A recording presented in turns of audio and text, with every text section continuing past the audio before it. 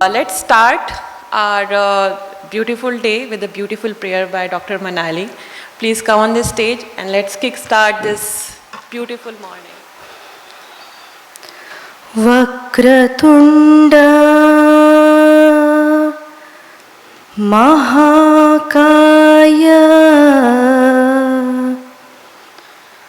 Surya Koti Samaprabha Nirvignam Kuru me Deva Sarvakaryeshu Sarvada Gurur Brahma Gurur Vishnu Guru Devo Maheshwara Gurur Sakshat Parabrahma Tasmai Shri Gurave Namaha. After enjoying the delicious vegan coffee, we are all waiting to know more about this compassionate diet. Our president from General Practitioners Association, Greater Bombay, Dr. Preeti Bhargav, she has developed conjunctivitis, that's why she's not here. So I'll request Dr. Rupa Shah to please conduct the session, and the lamp lighting ceremony will be held later because the Pan-India representative, Dr. Regina, is going to be late. So we'll start the lectures and then have the lamp lighting. So happy learning. Thank you. Thank you very much for coming here on a Sunday morning when you want to laze around in bed, but you thought this program is going to be interesting, so you came. Myself, I am Dr. Rupa Shah. I'm going to give you introduction about the whole program and what we do here. So PAN, Pan India, is a NGO associated with Pan International, which is Physicians Association for Nutrition. All over the world, there is a movement that has started amongst the medical doctors. You all are medical doctors and you know how much we have learnt about nutrition. We probably have a very big volume of pharmacology. I'm sure you all recollect, and probably it was very difficult subject even then when we were studying 40 years ago. And we had very small book of some chapters on nutrition. We just know very vaguely little bit about it. We've come to a stage where we are more into prescription rather than lifestyle or the cause of the disease or what has nutrition to do with our health. So that's a little unfortunate part, but now we are reviving this entire tradition of first always the lifestyle. We are almost becoming the diabetes capital of the world. We have hypertension, we have heart disease, we have absolutely everything that the rest of the world also has, and they are all called as lifestyle diseases. So if lifestyle diseases, we get them, why don't we modify the lifestyle instead of taking a prescription drug? So that's what exactly this whole program is about, is to know why these things have happened and what we can do to reverse it and then prevent it. And that's possible. I'm a doctor for 40 years. I passed out from Mumbai University, 1983 MBBS, and I started my journey with lots of different natural systems and allopathic, of course. At the age 47, I first time attended a workshop on diet and lifestyle and what happens to our health. I vaguely heard some diabetes patient reversed his diabetes, but I have diabetes patient at home. I was told that it never gets better. You have to take medicines for your life, you get complications, and this is the course. Insulin, everything. So I was very curious. I went and attended the workshop, and then I first time heard about giving up dairy products for vegetarian, and for non-vegetarian, giving up all animal products to get better in health and to reverse diseases. I was told to do a 30-day experiment to try it out for myself. I thought it was extreme. I eat organic, I hardly take allopathic medicines, no antibiotics, I live good life. But I said, okay, I must try for 30 days. So I gave up dairy products since I'm a vegetarian by birth. So in dairy products, it's curd, it's ice cream, it's paneer, and buttermilk. We love all these things. I was not taking tea, so that was not there. I gave up for 30 days, and I was very overwhelmed by the results that I was suffering for migraine headaches for 18 years. And those migraine headaches completely disappeared in the first month itself. No pain, no vomiting, no acidity. I lost a couple of kilo weight. I felt very energetic, mentally calm, clear. I was totally overwhelmed. What has happened? What's wrong with dairy? So 15 years ago, at that time on internet, there was not much information. There were not many videos, but I started looking, studying, looking for books, looking for every information possible about what's wrong with dairy. That's when my journey started. It has been 15 plus years. I'm not taking any dairy products. Then Dr. Neil Bernard came to India, who wrote a book called as Reversing Diabetes. And he visited many hospitals in India. We organized his lectures, and he showed us a method of a plan, basically, how you can also try this in India. So this entire diet plan, we made it in an Indian style, studying at our Indian plate what we are eating. And we did our first workshop about 14 years ago in Mumbai. And I still clearly remember there were 60 diabetes patients there, and there was a follow-up meeting after that. So in exactly 1 month, we had a follow-up meeting, and there were 3 diabetes patients who completely stopped their medication. Completely. They were having it for 10 years or whatever. So the results started coming in. We knew this diet is the most important part. That needs to be sorted out. And then like the patients who have reversed the diabetes, even that 14 years ago, are still free of diabetes. So isn't that fantastic?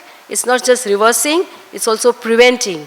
And the best thing that as you age, you don't age actually, you become younger. You don't have diseases, you defy all the age-related concepts. तो अभी ये होना ही है, arthritis होना ही है, nothing, and they live very active life. So now we have loads of patients, lots of other doctors have joined in. We have Dr. Pramod Tripathi in Pune, who also came in around the same time, and we joined hands, and we had 21-day retreat where he came. And then we shared the knowledge, and then he started his organization, Freedom from Diabetes. Now they have 15,000 diabetes patients reversed. 1,000 of them had to stop insulin. His data is already published in various international journals, and everything is now evidence-based nutrition with complete proof. But, where are we lagging behind?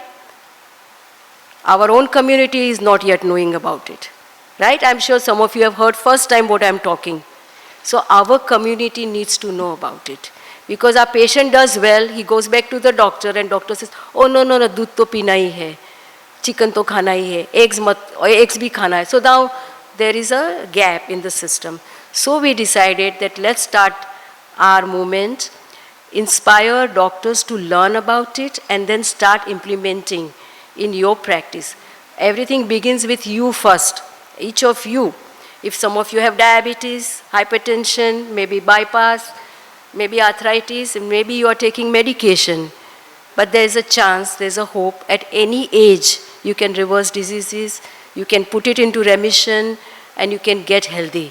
And there will be many examples today we will share, and you will see that this is already happening. and it should just now multiply in numbers.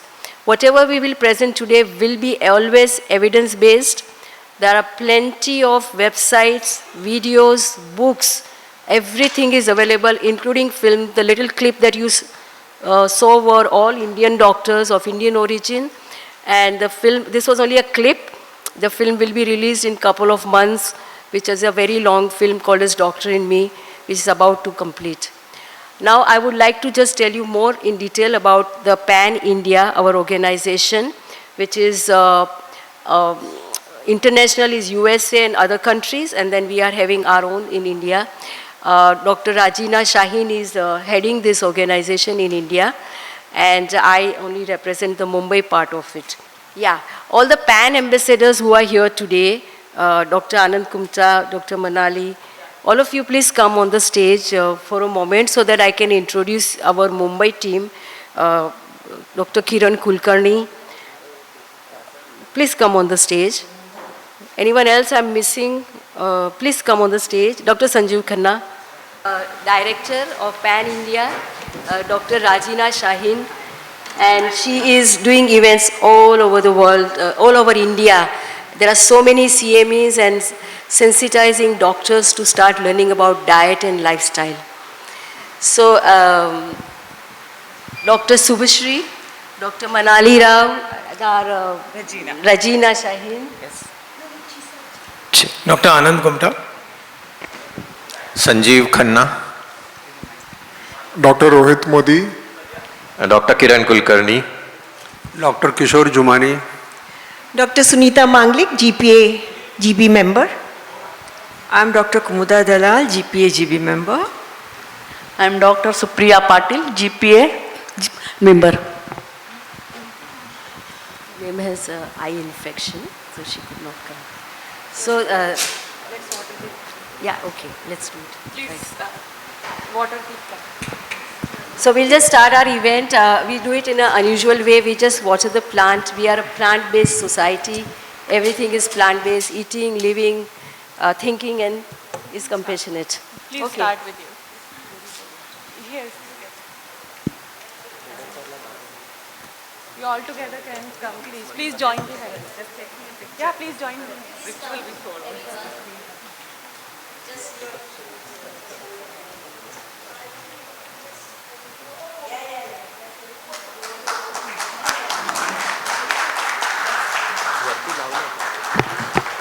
We will have one group picture with all the GPA members and the PAM members together.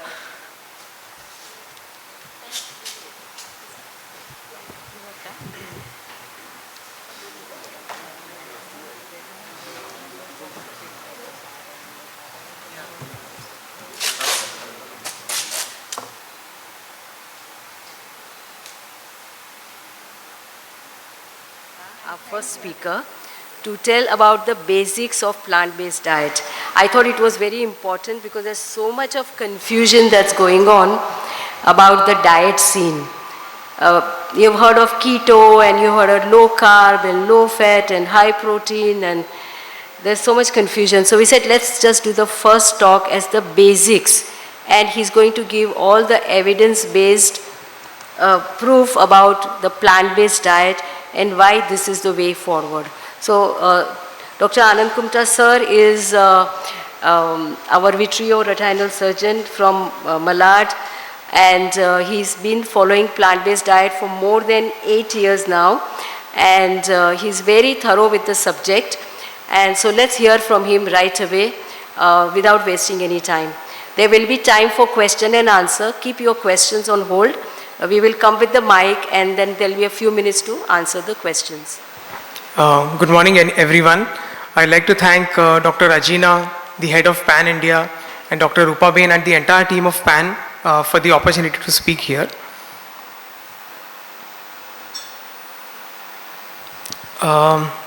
This was a 41-year-old patient who was referred to me for the treatment of diabetic retinopathy.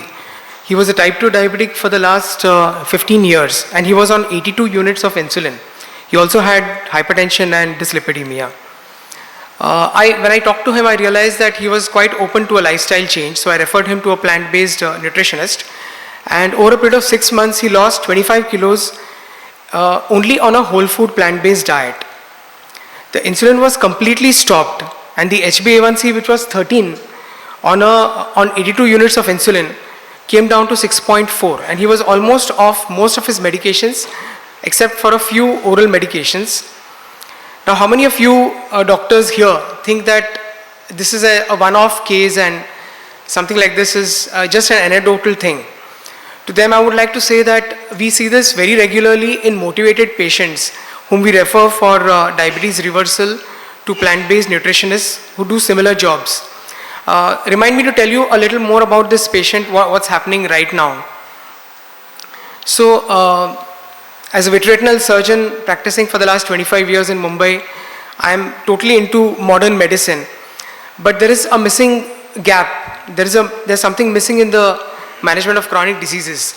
When we entered medicine at the age of 17, we all became doctors to become healers.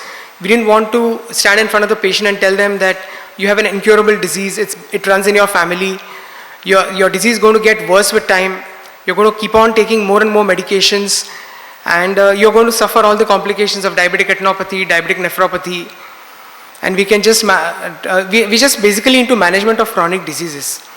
So the medical model of today is very fragmented and reductionistic with all kinds of multiple specialties. We are like the 6 blind men and the elephant.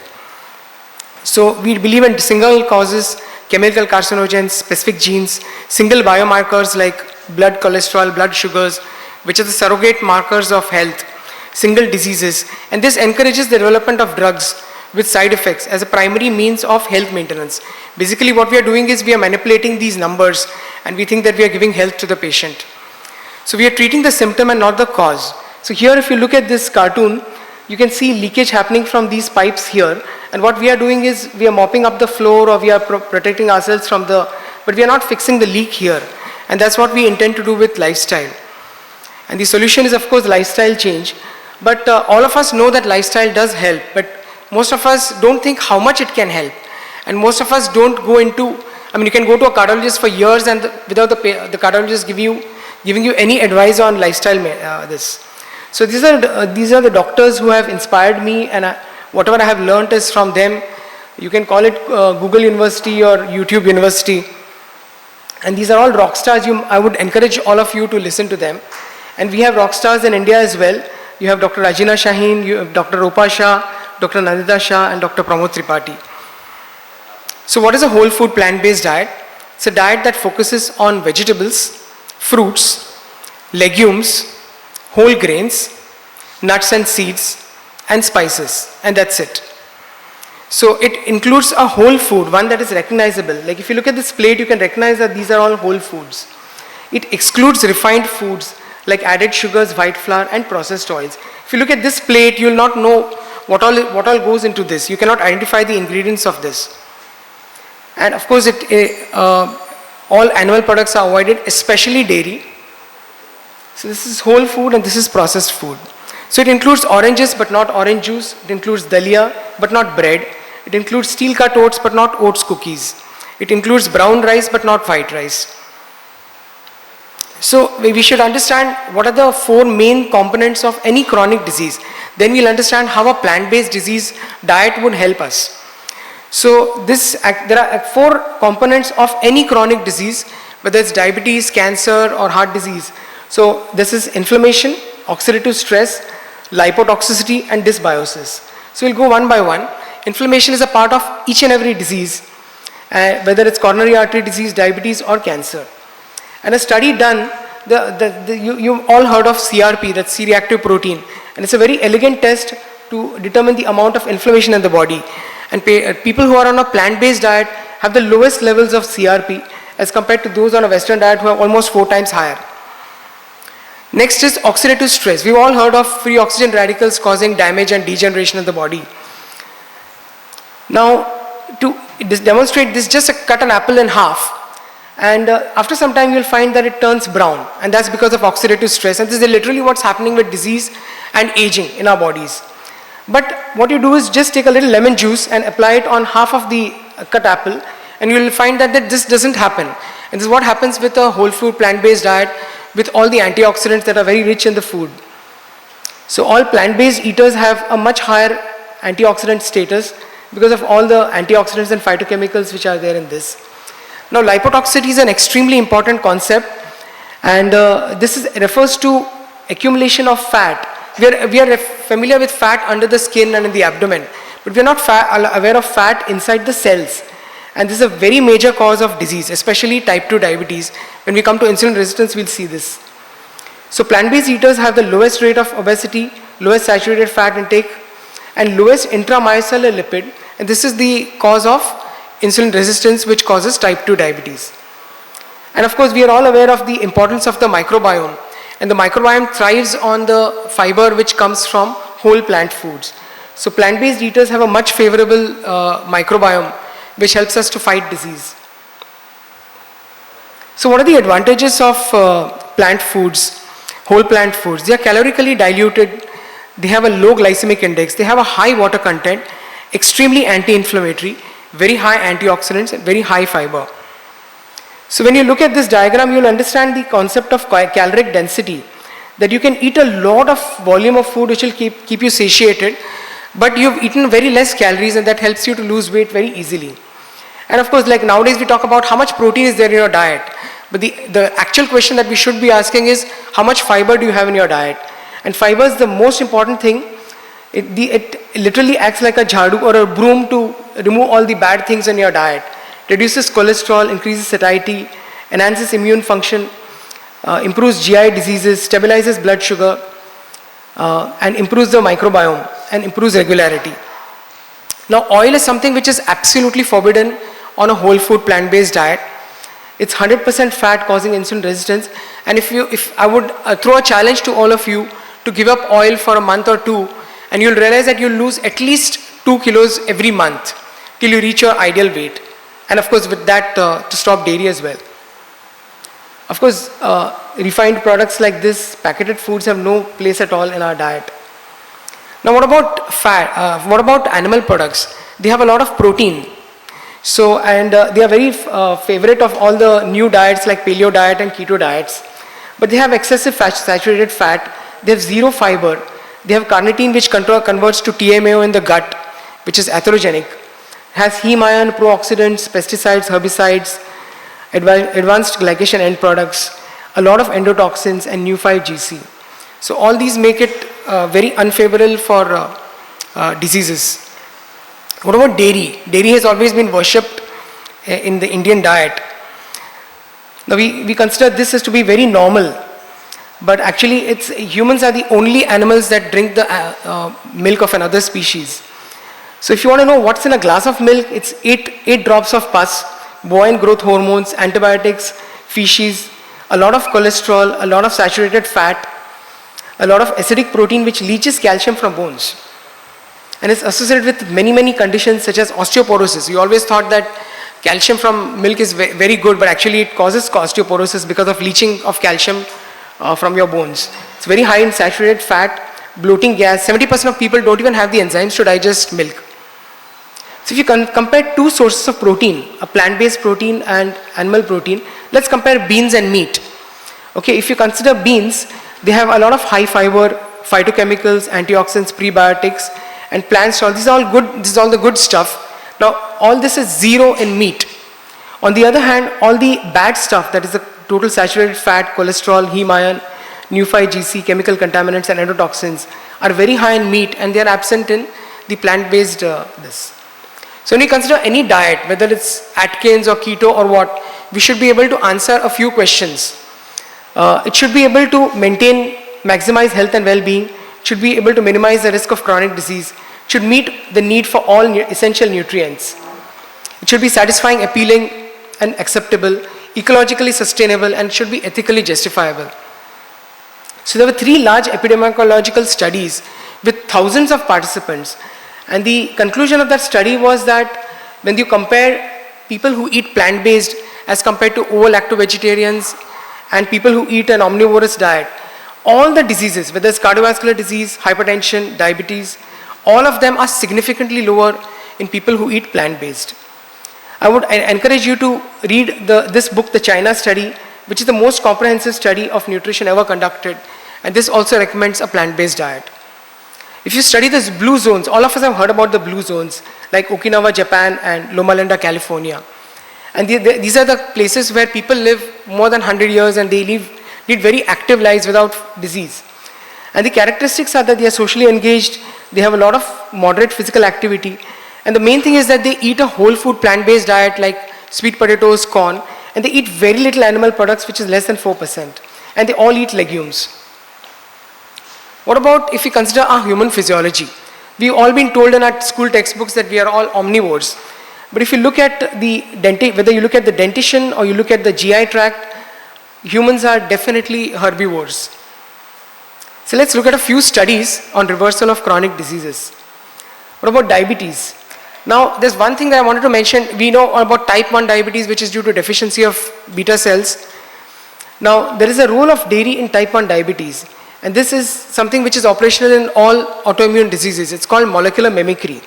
So the beta casein, which is there in the milk, the body develops an immune response to that. And because of the amino acid sequence being very similar to the beta casein and the beta cells of pancreas, our immune system attacks the beta cells and causes it to die. And that's how we get type 1 diabetes. And yet very few diabetologists will avoid dairy in diabetics.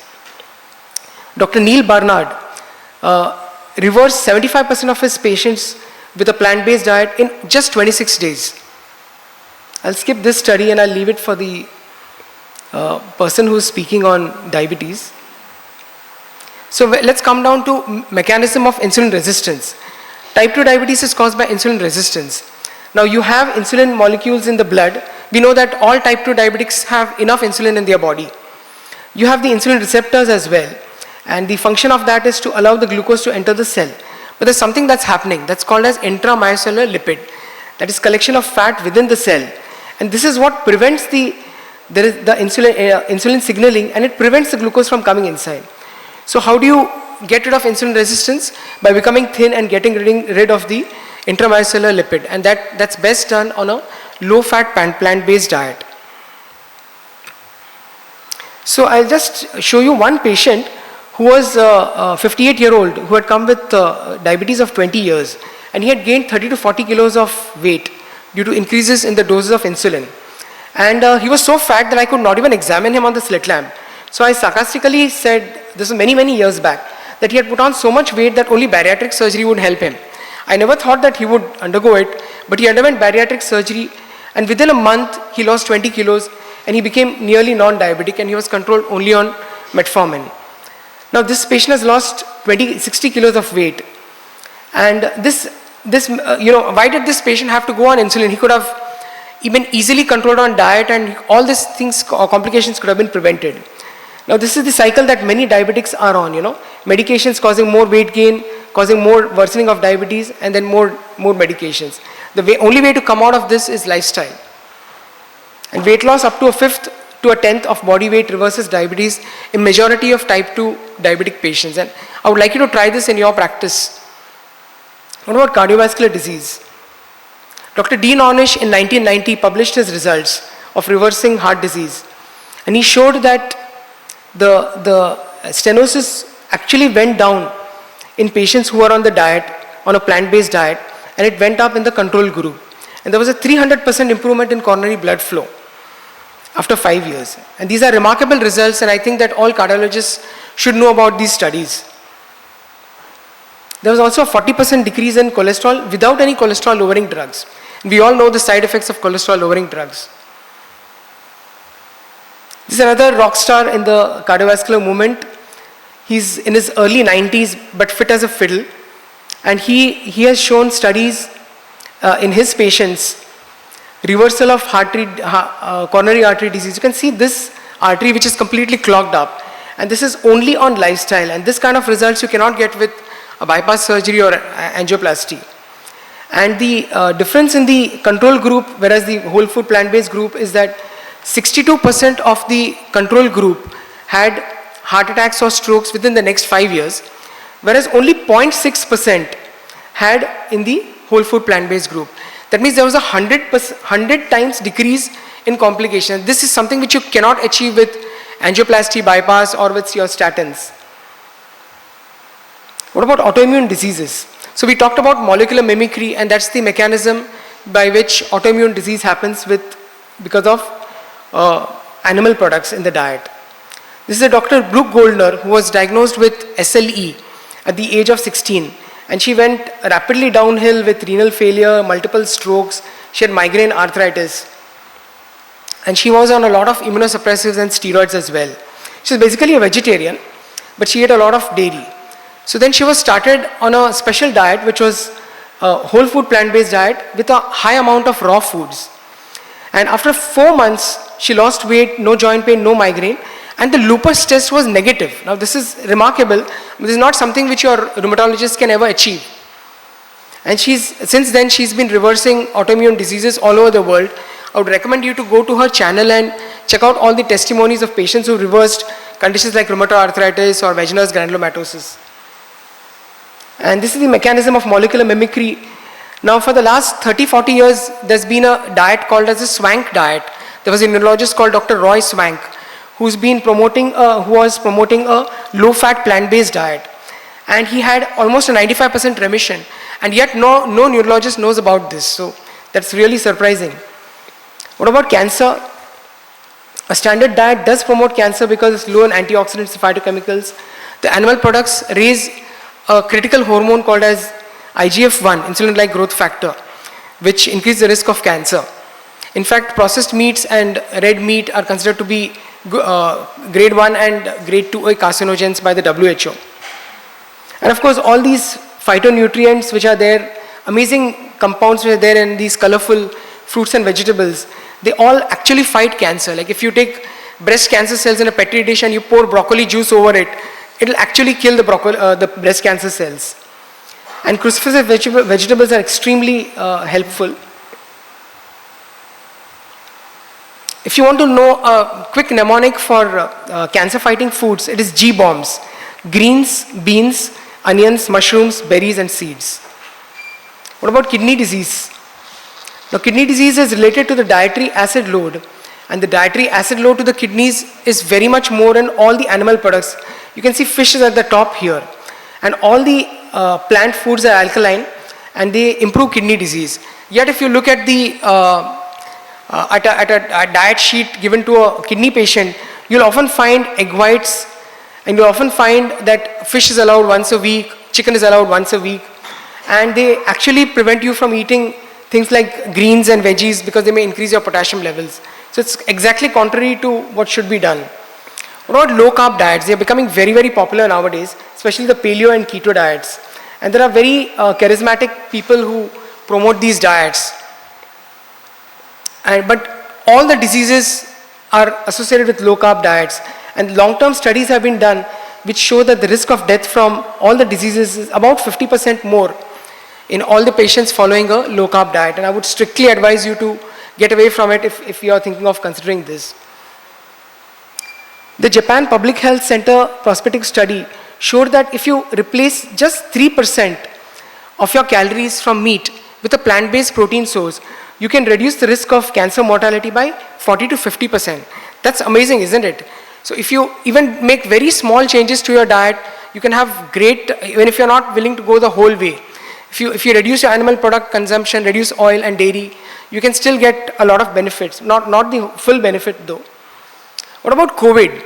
There's a very interesting study done which was published in the British Medical Journal, and it showed that a plant-based diet, this was among healthcare workers in 6 different countries, thousands of healthcare workers, and they showed that a plant-based diet has 73% lower risk of developing severe disease. And we are worried only about severe disease because most COVID is just like a common cold, you know. Whereas a low-carb diet had a 48% higher risk of severe disease. What does the number one tennis player eat? He eats plant-based. Okay, so to summarize, when we go through all the factors to consider for a good diet, we've seen that we need to maximize health and well-being, minimize the risk of chronic disease. We've already seen that it can reverse chronic disease. It should meet the need for all essential nutrients. A well-planned plant-based diet can meet the need for each and every macronutrient as well as micronutrient. And this has been certified by the American Association of Dietetics. Now, it has to be satisfying, appealing, and acceptable, and I'm sure this is a lot more satisfying and appealing than this one. It should be ethically justifiable. We all think that our animal food comes from things like very happy animals raised like this, but the reality is like this, and it's extremely heartbreaking. If you would even go through any of the videos, you would not even be able to see any of the videos where you actually know the truth about animal factory farming. This is, animal factory farming is one of the major contributors to climate change, greenhouse gas emission, much more than all the vehicles that are there in the, that are running on the planet. And yet environmentalists will not even make a reference to this. And it's really shocking and very, very sad. So when you have a patient with a chronic disease, we have two options. And we should give them this option. Most of our doctors are not giving them this option at all. They're not aware of it themselves. They have the same chronic disease as their patients. They continue to take the same diseases, but they're not giving them this option. And we wish to at least educate, to at least introduce this concept. And they could start by trying to heal themselves first. So in medicine, we are told that not to do any harm, and that is a Hippocratic oath. But we are doing a lot of harm with all the side effects of all the pharma drugs. So we should ask these following questions to the patient before starting treatment. At least find out if they are willing to make a lifestyle change. So you should lose weight, lose fat, eat whole, unprocessed, minimally processed foods, stop eating processed foods, eat only till you're 80% full, choose less calorie dense foods, drink water, exercise regularly, and not only cardio, you should do strength training, which is very important to prevent sarcopenia, which happens with age. Meet all nutrient needs by eating a wide variety. Don't eat only fruits or only vegetables. Eat the whole stuff. You need to supplement with vitamin B12 and vitamin D. And some people at an older age may need to supplement vegan omega-3 because they may not be able to convert chia seeds and flax seeds, ALA, into the long chain EPA and DHA.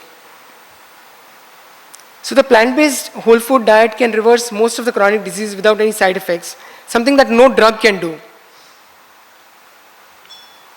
So these are the pillars of health. Coming back to this patient, this is my last couple of slides. This patient, unfortunately, now has put back all the weight. And this was very disheartening for me to see this patient.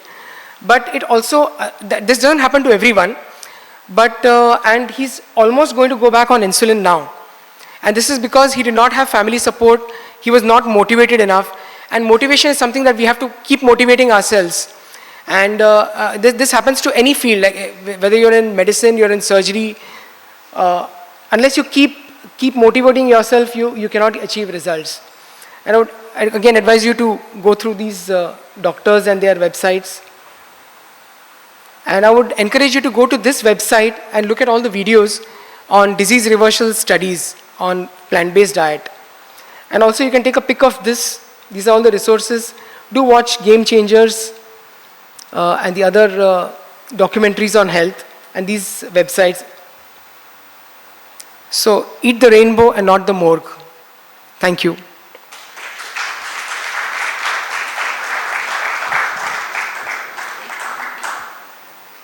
I would like to call the next speaker, that is Dr. Rohit Modi, who is an extremely... Any questions? Oh yeah, I'm sorry.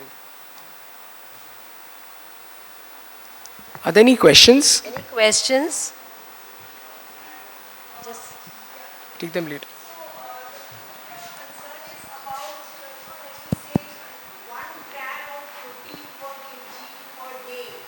That's quite a substantial amount of protein.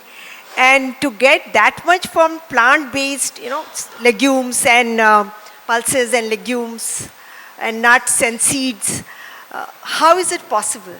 I think it's very easy to, if you're eating a calorically correct diet for your, like say for example, if you're eating 2000 calories of food on a totally whole food plant-based diet, and about 10 to 15% of your calories would easily come from proteins, and that's more than enough for your needs. I think protein has been hyped a lot as the most important macronutrient, but in fact the diseases are caused by protein and fat excess rather than protein deficiency. There's not a single case of protein deficiency ever reported if you're on a calorically normal diet. So you should eat legumes, you should eat actually all plant foods have protein. I mean, even rice would have a little protein, wheat would have some protein, legumes would have the maximum. Even something like broccoli would have 30 to 40% protein. Mushrooms would have about 40% protein. And this is good quality protein, and all proteins have all the 9 essential amino acids that you need. I think Dr. Rohit, our next dynamic speaker, would shed more light on protein and the requirement. Can I? Excuse me, sir. Dr. Kumta, let me compliment you for an excellent presentation. You brought down the HB1AC from 13.5 to 6.5. Excellent, you made a theoretical presentation. But if a patient walks in my clinic, and what prescription do I give? Do you have something in writing that what he should have for breakfast, lunch and dinner? Do you have something in writing? That will be of a great help to a clinician to treat the patient. Just a practical point. What I do is, I don't spend that, I just give them a broad outline of what they should eat and what they should not eat. But what I tend to do is to refer them to a plant-based nutritionist. However, my dynamic colleague, Dr. Rohit Modi, gives a very, very nice chart of what is to be eaten, including the green smoothie, which is one of the most important components of a plant-based diet. So I think I would like you to shed some light on that, Rohit. Oh, that would be really good. Maybe, yeah. So Pan India, headed by Dr. Ajina Shaheen, would be able to provide such a meal plan for all of us. And I don't know, how would you do it, Dr. Ajina? Yeah, I think what we can do is, we actually have a booklet which is available. Have a look at it to understand the basic fundamentals. Followed by, we can provide specific meal plans for specific populations. For example, demography based, for example, Mumbai based, urban, rural, and also based on the calorie requirement.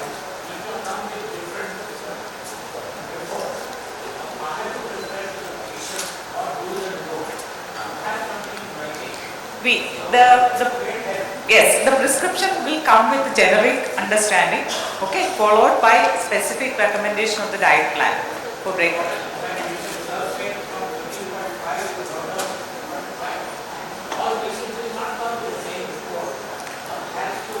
Yes, it has to be. Actually, this lifestyle intervention or nutrition intervention is an incremental process. It's not something which is going to happen just like the way we give medication. So the kind of recommendation which we give also will have the stepwise approach. It's ideal if you also understand the stepwise approach, and every 3 weeks ask the patient to come back following this and then keep on having it. Actually, I feel with my experience, I feel that 3 to 4 months it requires to bring the HbA1c to that level, and Dr. Kumda is amazing in this aspect.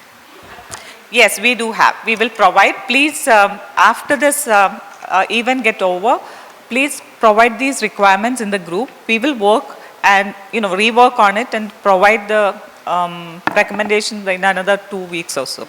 We'll do that. Yeah, we can share the PDF version of the booklet, and also we can physically courier it to you. So whatever you want, we can do it in the group.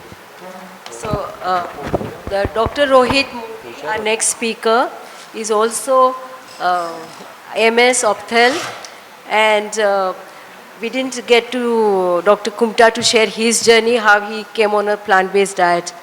But maybe from Dr. Rohit Modi we will hear his journey and how his family has completely changed on a plant-based diet. So over to Dr. Rohit Modi. Am I audible? So first of all, I would like to thank Dr. Kumta for making my job easier. He's the one such presentation amongst ophthalmologists changed my idea. I used to think whole food plant-based diet is a fad, done by successful practitioners, and I tried it for a month. I lost a few kgs, and I thought it is amazing because at home I stay in a good joint family. My wife and my sister-in-law, my bhabi, they both are doctors, and they were going to a nutritionist, a fitness trainer, and they was investing some money in it, and I thought कि मेरा मुफ्त में वजन कम हो रहा है. So here I am talking about what's the power of plant-based diet for weight loss, and also I'm going to burst some myths.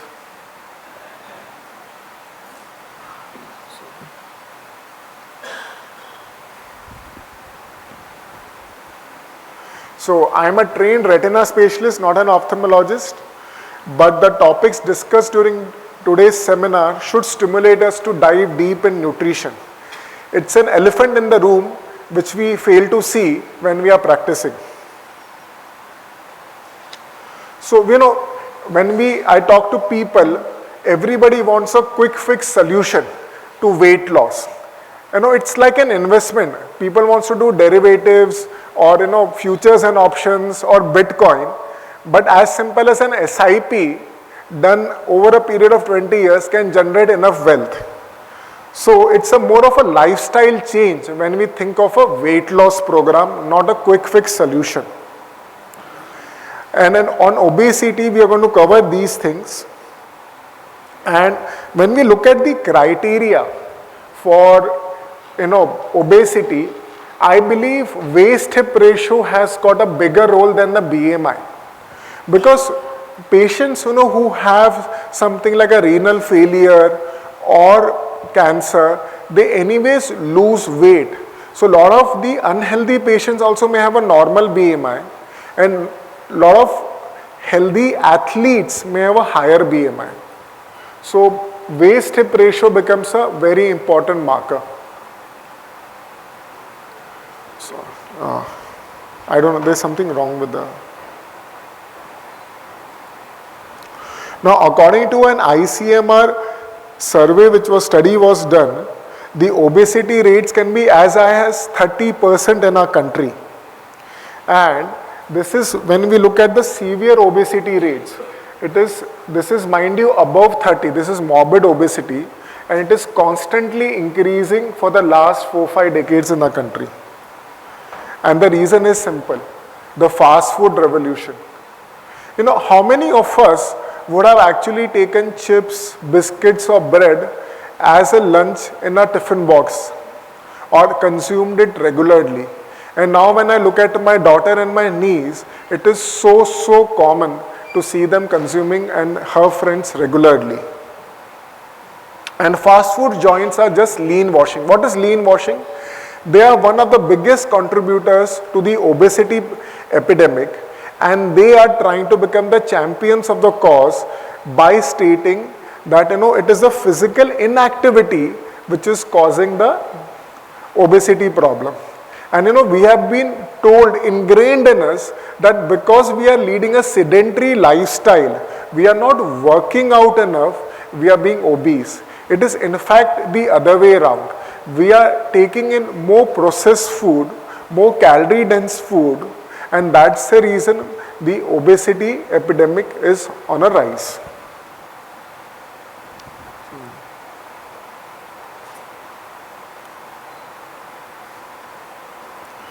And there's a concept known as CRAP, calorie rich and processed food. So these food industry people, they basically process the food, they take out all the sensible stuff out of it, and that results in a calorie dense food. Now this calorie dense food basically acts like a drug. It stimulates the same receptors as cocaine and makes us food addictives. And that's why, if we don't get a morning dose of sugar in our coffee, we are craving for it.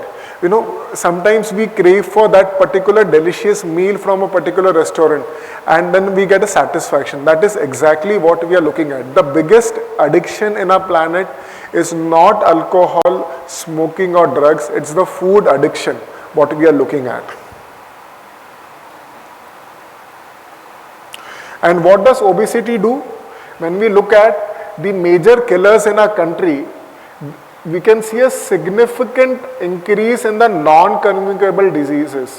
Why? And most of them are related to obesity, diabetes, chronic kidney disease, heart failure, stroke. So if we can tackle obesity in our practice, we are going to create a much lesser incidence of these non-communicable diseases.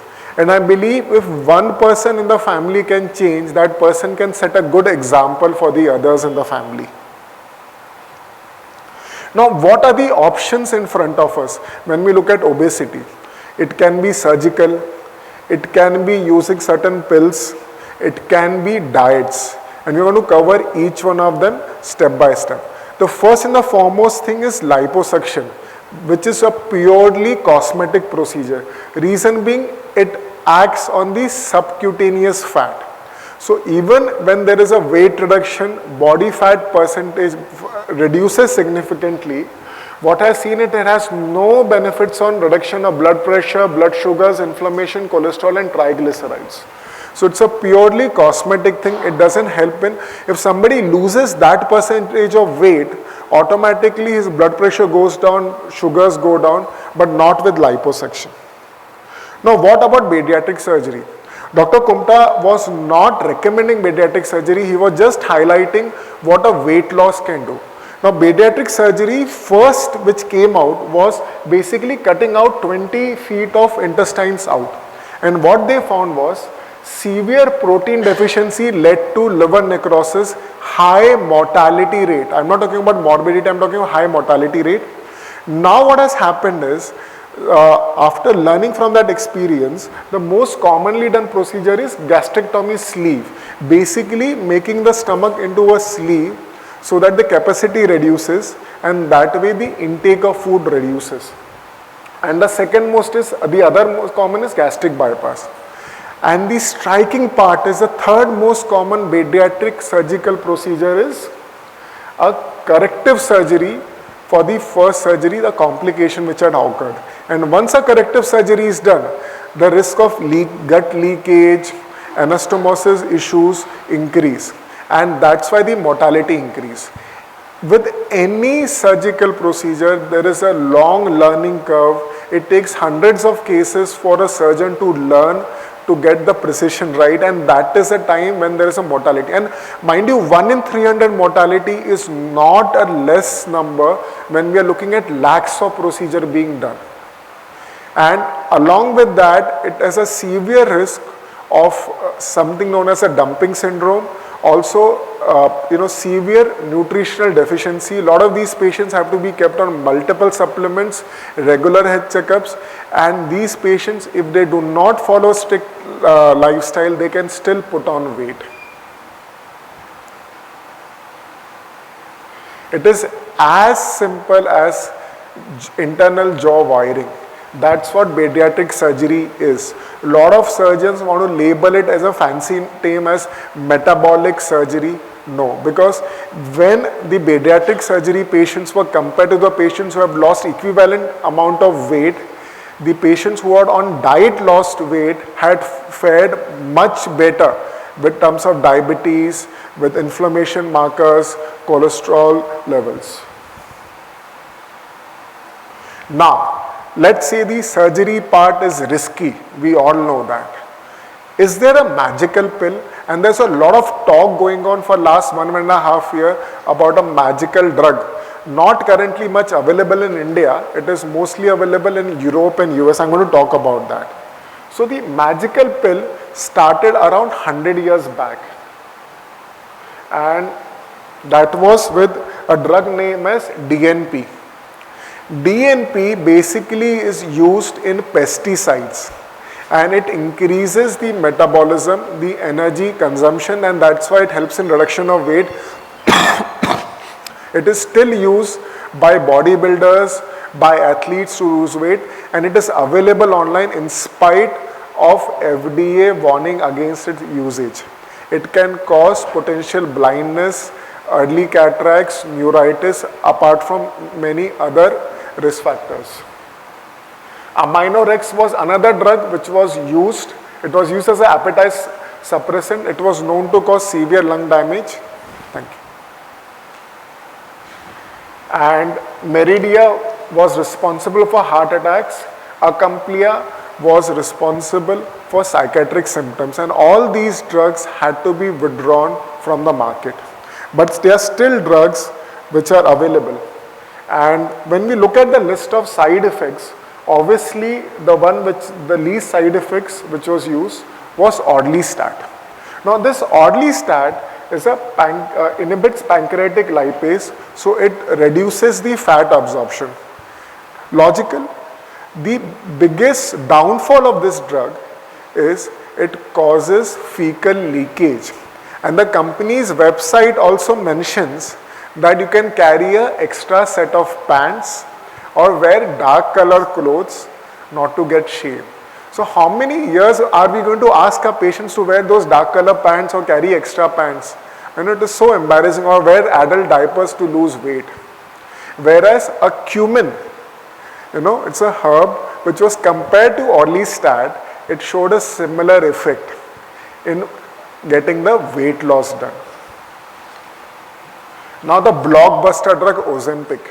Ozempic has hit the market in such a way that it has become a favorite drug across celebrities in the world. In fact, that single drug has made the company one of the top 10 pharma companies in the world. Now, when taken with low-cal diet and exercise, mind you, the study had included low-calorie diet and exercise, it can help reduction in 15 to 20% weight loss. Oprah Winfrey swears by this drug, right? But there are certain downfalls. First of all, no long-term data is available on the safety when used in a slightly higher dosage for which it is recommended for the weight loss.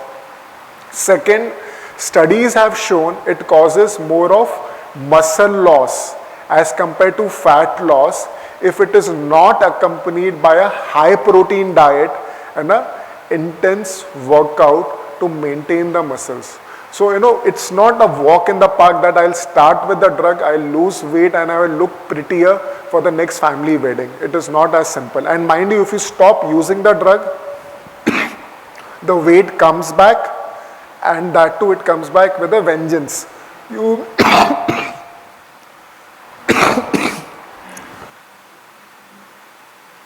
put on 10 more kgs than you started with.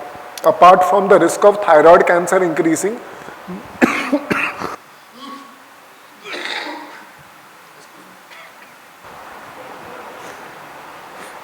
so like I said, diets are like stock market investments. If you do a proper SIP, a monthly SIP, you're going to make money in the long term. So which diet to choose? Kumta sir made my job really easy when he spoke in detail about what harm high protein animal protein diet can do.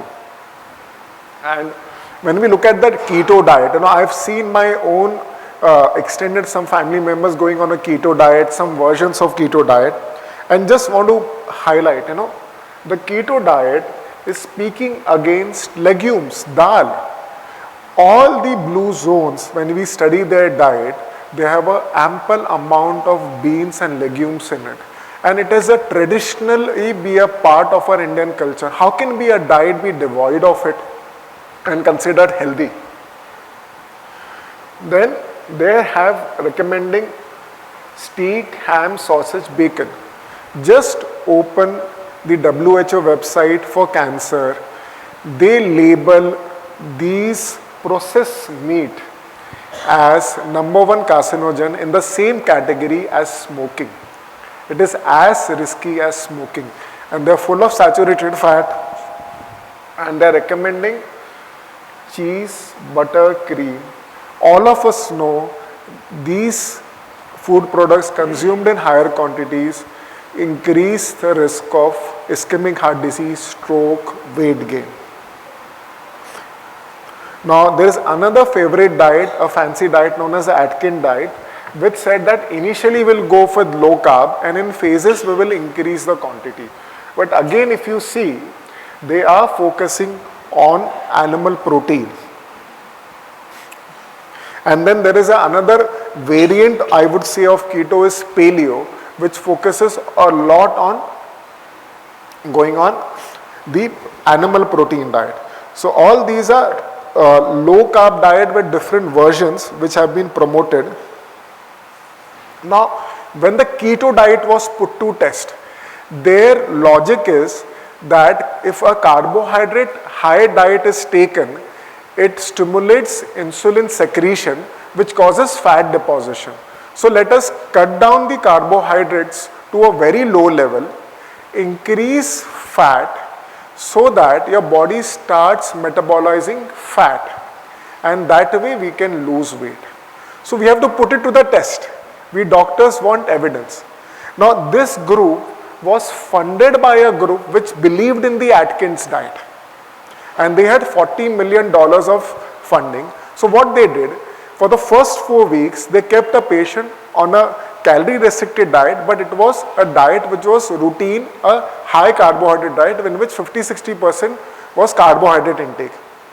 After 4 weeks, the same set of patients were shifted to a low carb diet where the fat percentage increase was noted, but the calorie amount was same.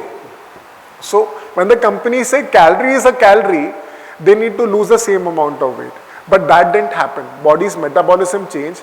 And in fact, on a low carb diet, patients lost more weight. But here is the catch. They lost more muscle mass and they lost less fat. So for all the persons who advocate keto diet, they are losing more muscle than the fat. And Dr. Kumta has already shown in various studies how these diets can be carcinogenic, atherosclerotic, and pro-inflammatory in nature. Now, an amazing study, one of the doctors asked over here, how can we practically implement this kind of a diet for our patient? And this is a study from which we can actually learn a lot from. It was conducted in New Zealand in an underprivileged section of the society over there, where there were a lot of diabetics, patients with ischemic heart disease and obesity issues. And they simply divided randomly the patients into 2 groups. All the patients were receiving standard medical care, but one group didn't receive any whole food plant-based diet medical advice. The other group was just educated twice a week for 12 weeks. Just twice a week they were called, an educational seminar was held for them, and they were just told about what to eat, what not to eat. They were not provided with anything, and vitamin B12 supplementation was done. What happens? After 12 weeks, the subjects who were educated, they lost around 19 pounds with better control of diabetes and obviously other parameters. Now they were let go of the study, and the researchers wanted to know what happens at 6 months when we are not constantly encouraging them. They lost additional 8 pounds. 27 pounds was lost. The researchers initially had thought they may give up this diet, but they were feeling so good about themselves, their energy levels, their fitness levels, they were cutting down medications, that they continued. And they concluded that this diet has achieved a greater weight loss even at 12 months than any other trial, and portion size was not affected.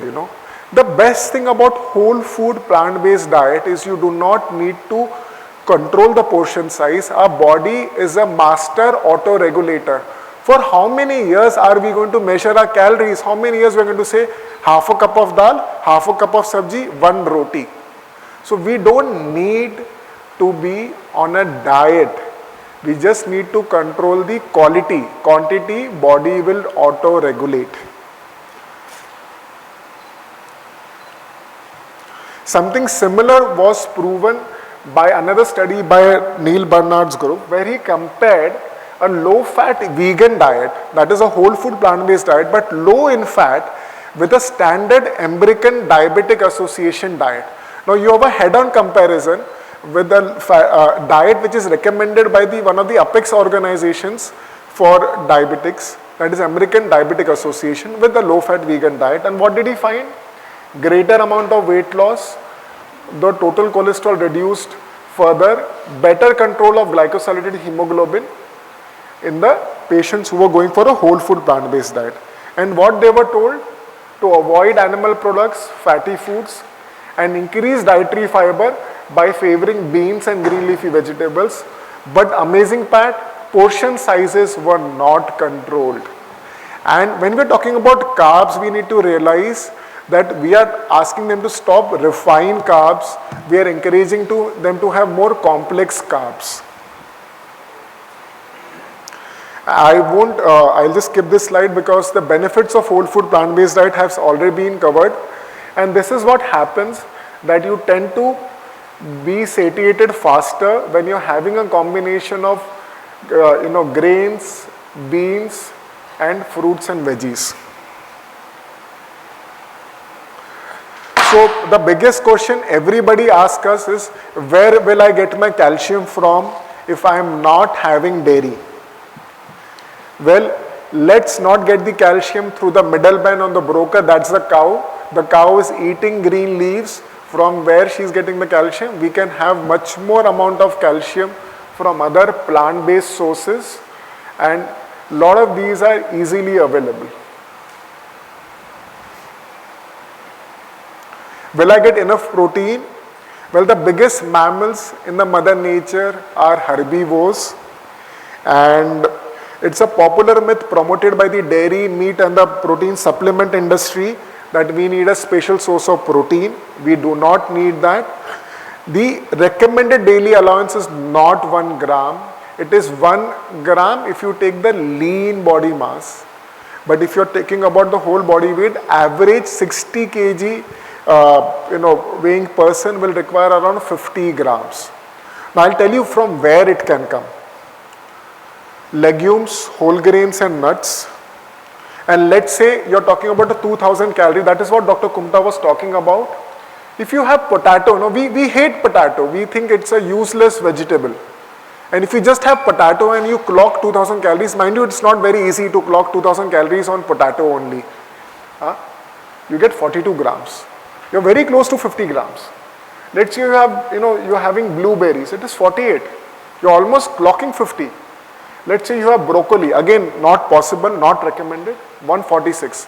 And what happens to that 100 grams extra what you have consumed? The body has to metabolize it, throw it out. We cannot store extra protein in the body. So, and we are actually pressurizing our metabolism by having extra protein. So when you are having an equal mix of whole grains, legumes, vegetables and fruits, we are getting more than enough protein we require. Most all the protein supplements are adulterated. They have pesticides, they have added preservatives in it. Role of supplements, this is going to be covered in a wonderful talk by Sanjeev sir. So I will skip this. And sunshine vitamin, we all know it is deficient in a huge percentage of population, not because of the dietary practices, not because we are not going outdoors enough and exposing ourselves to sun enough. Just I'll quickly cover certain weight loss tips which I have got from the book How Not to Diet, which Dr. Kumta also recommended. Just having half a glass of water before the start of a meal can reduce the amount of food we take in the meal. If we are just having, let's say, a large apple, that apple would be around 50-60 calories. But because it decreases the amount of food we take in the meal, it can become a negative calorie food because we end up consuming 200 calories less. So the actual calorie we are getting from that apple or cucumber or carrot or tomato is negative 100 calories. I showed you that diagram of a stomach. So if you pre-fill it with a salad before, half of the stomach is already full. Sorry. So the drug companies, like I was talking about DNP, it increases your metabolism. The same thing can be done very safely with a vinegar. And vinegar, has to be diluted. It can be sprinkled over a salad or put in a glass of water. Do not consume it directly. This is one of the most important points which I believe we are missing out because of the mobiles. We are not enjoying undistracted meals, mindful eating. We chew at an average 4 to 5 times before we gulp down. Ideally, it has to be 20 times. So if we eat slowly, mindfully, and follow the 20-minute rule, then we will tend to eat less. Our digestion will improve, flatulence, bloating, gastritis will significantly reduce. And it takes 20 minutes for our stretch receptors in the stomach to inform the brain that boss khana aa gaya hai, abhi kam khao. So staying hydrated is going to be very important. The in-between meal snacks can be reduced. In fact, we mix thirst with hunger. So every half an hour, 1 hour, if we can have water alarms, it can do wonders. Most of the diets fail because one nutrient is not stressed upon, which is free, and that is water. And our ideal water consumption needs to be 3 to 3.5 liters. 2.5 or 2 liters is under hydrating ourselves. And what does water do? Just imagine yourself going through a water slide without water, and we will all be, rubbing a whole body against it. Is it a pleasant experience? And that's what a fecal mass will do to our intestines if you're having less water. Water is like that garden hose pipe, which will go to the corners of our body, each cell, collect the debris, the metabolic waste, and throw it out. So we need that extra quantity of water. Then defloor your diet. The cell walls of plant are, has a cell membrane. When we grind it, we break this off, and the nutrients are easily available. And that's what happens when we are having something which is made of flour, like bread and biscuits and all. The sudden glucose surge comes because the calories are easily available. So instead of that, if we have a porridge or a whole grain, because of the fiber and the structure is preserved, we are not able to get that carbohydrate surge immediately, and that's why the insulin surge doesn't come. So it's a better idea to have it whole rather than having it in grinded form. We are still sun-dependent animals. For millenniums, we have been dependent on sun for our activities. So, if we follow the circadian rhythm, it can do a big advantage for our metabolism. Something which is eaten 8 o'clock in the morning and the same thing eaten at 8 o'clock in the evening it will give us a bigger sugar spike as compared to the morning. The metabolism changes. And just the last few slides. Sleep again becomes a very important factor. The sleep has been disturbed. Good contribution, at least for my generation and the younger one, is for the OTT platforms and the social media. We all like to scroll. But lack of sleep causes weight loss, but it causes more of muscle mass loss rather than the fat loss. Sufficient sleep is very, very important. And this is a power plate recommended by the PCRM. Just one thing I would like to add is a few nuts and seeds like flax seeds and chia seeds will really be helpful to get the good quality fats in it. And if you are having an equal combination of grains, vegetables, legumes and fruits, you're going to get almost all nutrients except vitamin B12 and D3. These are the athletes which get their power from plant-based diets. And this is my journey. I started participating in marathons since last year, and I even did a triathlon without any protein supplements. So most of us do not require protein supplements. So, thank you. I would like to thank PAN Dr. Rajina Shine and Dr. Rupa ma'am and the entire team for this opportunity. Thank you. Exists in Indian people that is called as thin outside and fat inside. So you have these thin looking people who actually have a high fat percentage and they have very little muscle mass, it's like sarcopenia. And many of these are diabetic and they also have these abdomens. They have less of subcutaneous fat but they have a lot of mesenteric fat. So we should be able to recognize that also as obesity and treat it.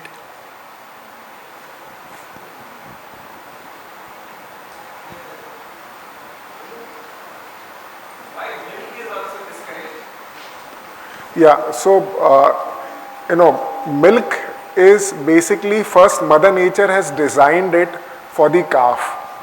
No species apart from our species drinks milk of another species because it is not designed by Mother Nature.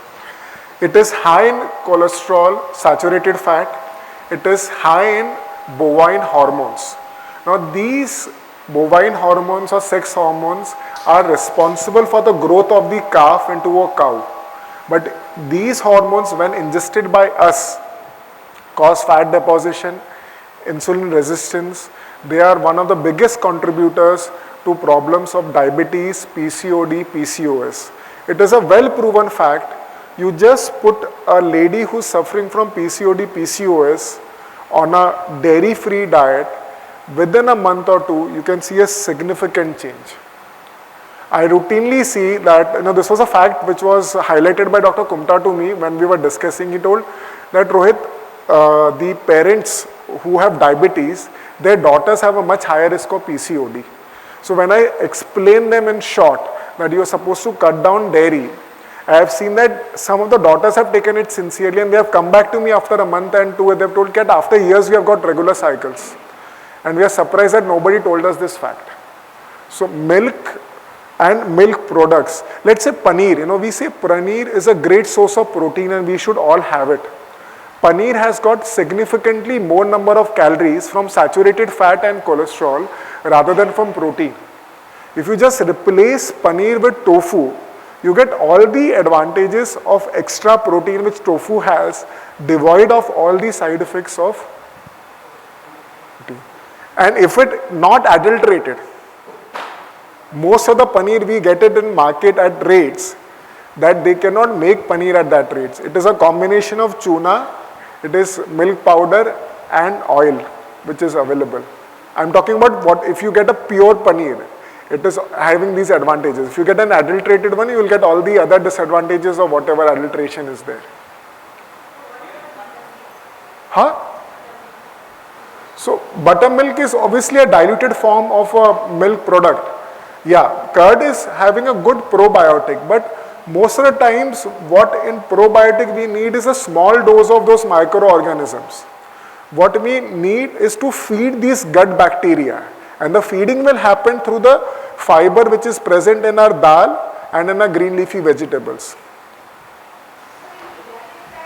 Milk is okay? 1.5 year onwards child? Yes sir, ma'am? Child, 1.5 year and older, it is advised milk, that is okay? No, not at all. Milk is toxic to them. To child also? Absolutely, those hormones and all, because repeatedly see the origin of these chronic illnesses is not at the age of 30 or 40. The origin of obesity, the origin of all these insulin resistant, it starts when the child starts consuming these harmful stuff. Whether it is a processed food, high refined carb, it's just that they are so young that it is not seen right now. In World War II, 20-year-olds who had died, who were seemingly fit soldiers, when autopsies were done, plaques were found out in their arteries, in the heart. And that time they concluded that the origin of ischemic heart disease is at the age of 18 or 20 with the unhealthy diet. So as soon as he stops mother's milk, he should be on this all veg diet. Okay. Absolutely, absolutely. Thank you, sir.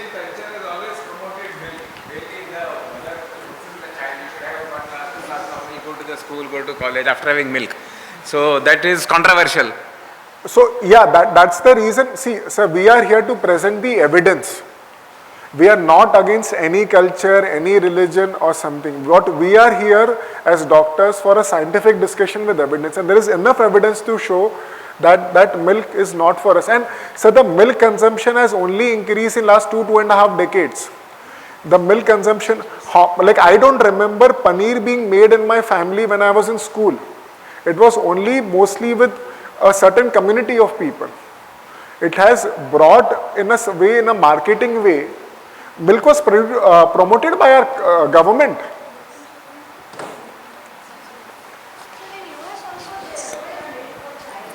Huh? On this point. Precisely, that's the reason our organization is working to create awareness that milk is not the right thing for your child. Lot of kids are lactose intolerant. What does it show? That our bodies are not made in such a way that to metabolize milk.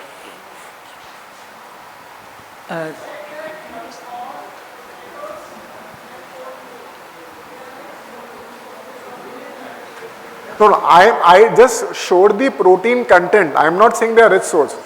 The rich sources of protein for a plant-based diet is going to be legumes, nuts and whole grains. They are complex carbohydrates. Ma'am, there are two things.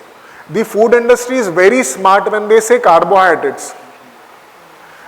Plants, when we are talking about green leafy vegetables, we are talking about fruits, these are carbohydrates.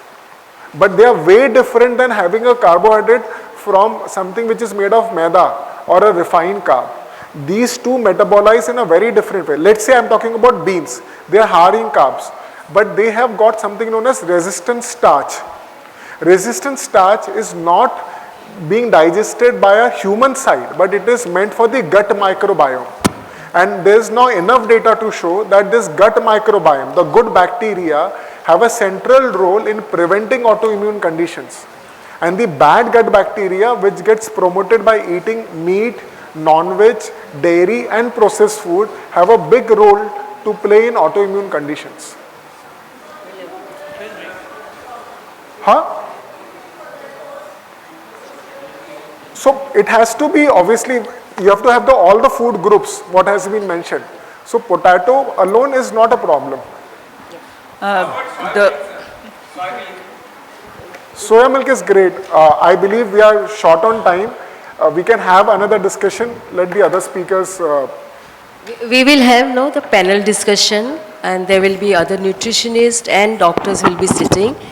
We are in fact very happy that we have stimulated your minds about these questions, and absolutely the right kind of questions are coming from you. Very happy about that. Just be patient. There are more sessions, and at the end of the day, many questions will be answered. Our next speaker is Dr. Sanjeev Khanna, our own Mumbai gastroenterologist, and he is, according to me, the world authority on vitamin B12. What fantastic content, and Dr. Khanna is a great presenter. You will immediately know it right away. Dr. Khanna is also following plant-based diet 100% in his own life through his personal experience. Hopefully he will share if he wants to.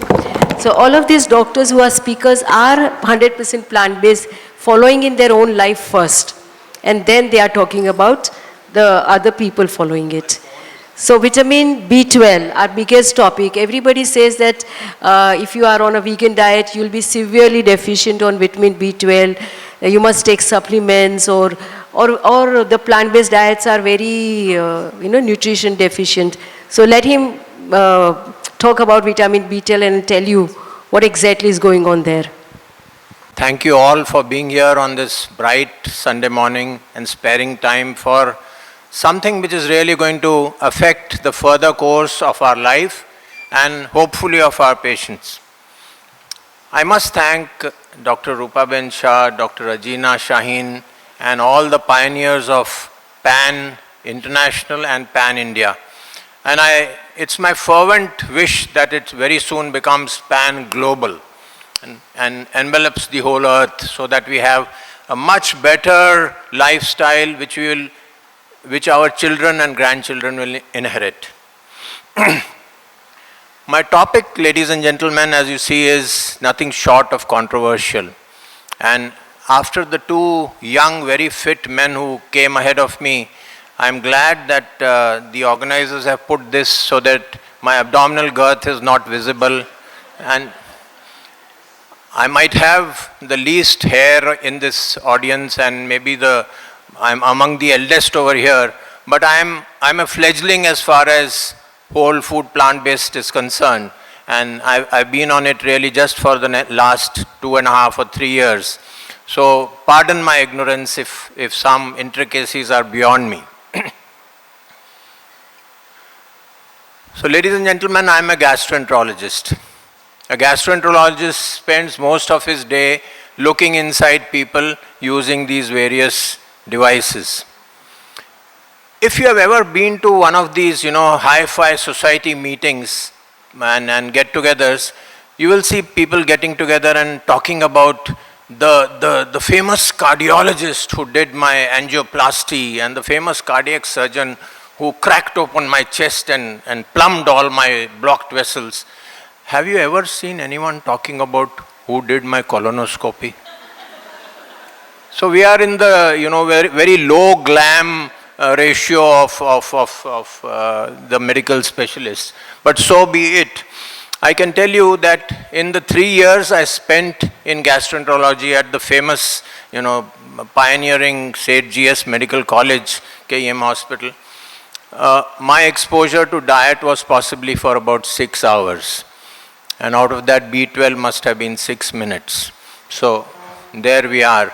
And I have really come to rue that loss which I have gained now recently from the pioneers of Pan-India. So where does the word vitamin or vitamin come from, ladies and gentlemen? It means that there is something vital connected to an amine. That's all it means. And B1, which was one of the first, thiamine, which was one of the first vitamins discovered, had an amine group, and so the word got generalized and covered all the other vitamins. What does a vitamin do? It is something which is responsible or very important in our metabolism. What is then metabolism? Metabolism is a set of chemical reactions involving our proximate principles, namely carbohydrate, fat, protein, trace elements, etc., which generates energy. Our currency for energy is something called ATP. We all know that, adenosine triphosphate. Okay? And what is life? According to me, life is the ability to generate ATP. You don't generate ATP, your picture comes on the wall very soon with a plastic garland on it in a few days. You also generate energy, and then you create wastes, you create building blocks when you create energy, and that renews your body. So that is all what metabolism is. Vitamin B12, ladies and gentlemen, you can see was discovered somewhere in the 1940s by Carl Fockers, and it generated 5 Nobel Awards. You can see how important it was. It's a rare commodity in nature, and it contains a very rare element in the center of a Corrin ring, very much like the porphyrin ring which forms heme. You have a Corrin ring which forms vitamin B12, and so because of cobalt in its center, it's called cobalamin. It's a water-soluble vitamin. We know that there are 2 big groups of vitamins. The fat-soluble, which is A, D, E, and K, and the water-soluble, which is all the rest. The difference is that the fat-soluble vitamins can be stored in the body, and the others get washed out in the urine. And so when we take our very, very high-dose vitamin tablets every day, they are advertised on TV by celebrities nowadays, we just produce very expensive urine. Okay? Cobalamin is different. That's what I want to bring in here. Cobalamin is the only water-soluble vitamin which is stored in the body. So it gets stored in the liver. And if today, if you've got a good store of B12 and I make your B12 zero, I stop giving you all B12, you will still have enough stock for at least 3 to 4 years. So your liver has that big source of vitamin B12 stacked up in it. Now let us see what the so-called most advanced countries in the world have and how common it is. So you can see that in the US of A and in the United Kingdom, they say that 6%, and of those who are more than 60, almost 20% are B12 deficient. The Indian figures are closer to 47%. But let me ask you, ladies and gentlemen here, how many of you have got your B12? And honestly, please raise your hands. How many of you were deficient? Okay, I can see that doctors are really looking after themselves and they've got good B12 levels, but I'm sure that you must have seen a lot of your patients who are pathetically low in B12, and they are also low even if they have a non-vegetarian diet. What is today's agenda? We are going to talk little bit on the biochemistry, the sources, the features of deficiency, the treatment, and lastly and most importantly, what my research and passion on this subject is. Now you can see that these pictures are going to make most of the whole food plant-based diet people squirm in their seats, because the only sources really there are the vegetarian or the non-vegetarian sources. The vegetarian source has a big question mark next to it. If you go to the normal sources, you can see the animal sources top the list. There is no comparison to the vegetarian sources. And if you come to the Bible, the Gita and the Quran of medicine, which all of us have read, Harrison, it says that plants only when contaminated by microorganisms will have B12, okay? So you have to have a dirty source of a plant, and then he uses the word contaminated. I've quoted him directly from there. The only source of B12 for humans is food of animal origin. And this is Harrison's latest edition. Now my 8-year-old granddaughter comes and tells me, when I tell them at home that please don't have too much of all this food, which I call junk food, okay? Or sometimes I even call it crap. She tells me, the teacher told me, egg is a perfect food, milk is a perfect food. You can see that from the primary section, the medical brainwashing has started. I looked up a 7th standard science textbook very recently, and it says very openly that there is no other source of B12 except non-vegetarian food. How is 40 or 50% of India surviving? Okay? How are the vegetarians surviving? We can say that they get something from milk and milk products, but believe me, that's very, very low. You can go for fortified cereals, but how many of us are really taking that? How much of India is taking that? And still, if you look at our patients, by and large, our patients are healthy. You will not see people coming with foot drop or subacute combined degeneration or gross deficiencies of B12. They're not all that common. You may see them in, special settings, but not daily. So where does B12 come from? So B12 is not really made by plants or by animals. It is made but by the humblest of creatures, which are the bacteria. And therefore I am reminded of a famous couplet which says that, "ए आसमान, तू अपने आप पे जो इतना इतराता है, ये मत भूल जाना कि तू ज़मीन से ही नजर आता है." So the bacteria which we all were taught that they have to be eliminated, they have to be killed. Louis Pasteur said bacteria are the cause of disease, okay? Do this, do that. they are really responsible for your life, for your well-being. And if you can see that microbial production of B12, which we are getting even in our industrialized or the pharmaceutical grade B12, is manufactured by these bacteria which have tongue twister names. I won't try to take them. Pseudomonas, Propionobacterium, Escherichia coli, etc., etc. And these are used by the pharma industry to manufacture B12. How are our ancestors surviving? Okay? We come from the family of great apes. Our DNA matches them more than 99%. And how do they get their B12? Eating their own feces. Okay, I can see some nice snacks going around and I don't want to spoil your mood by showing such pictures. But pray tell me, ladies and gentlemen, we are now harboring this level of organisms in our colon. Okay? If you see 1 cc of colonic contents, it has more microorganisms than the number of stars in the Milky Way. And that is the amount of microbial. We are a busload of microorganisms. Their DNA is 10 times our DNA and we are carrying them around. So they influence our health in a big way. And ladies and gentlemen, what is the poor ape doing, which we today are garbing in this fantastic medical bombasticism called fecal microbiota transplant. Okay? What do?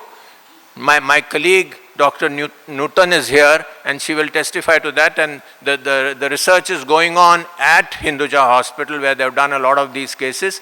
Fecal microbiota transplant or transfer is just simply rebooting the whole colon's microorganisms and bringing in a good set of organisms, and we find that certain diseases respond beautifully, like pseudomembranous colitis, like alcoholic hepatitis, like inflammatory bowel disease, where we have failed everything. We are not using this as first line, but wherever they have used this, they have found excellent results. So what are we doing? We are going back to what the great apes were doing, and they are still doing, and they never have B12 deficiency. We need just 2.4 micrograms a day, but being such a rare commodity, even getting that is not easy. So let us see how we get it. And very briefly I will tell you that you eat B12 in food, it goes into your mouth and the saliva mixes with it, and the saliva contains something called haptocorin, or it's also called transcobalamin 1. The transcobalamin 1, then haptocorin takes the B12 down into the stomach, where the B12 gets cleaved from the food, whatever you have eaten, the meat, the chicken, etc., cleaved from there by the hydrochloric acid and mixed with another content from the stomach which is called intrinsic factor.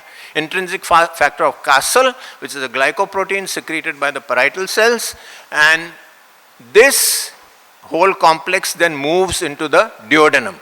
From the very acid environment of the stomach, you come into the duodenum, which is strongly neutral to alkaline, and there you get pancreatic proteases coming, which then removes the haptocorin and lets the intrinsic factor combine with the B12. This B12 then gets chaperoned down into the distal small bowel, where there is a red carpet company awaiting it to come and get absorbed.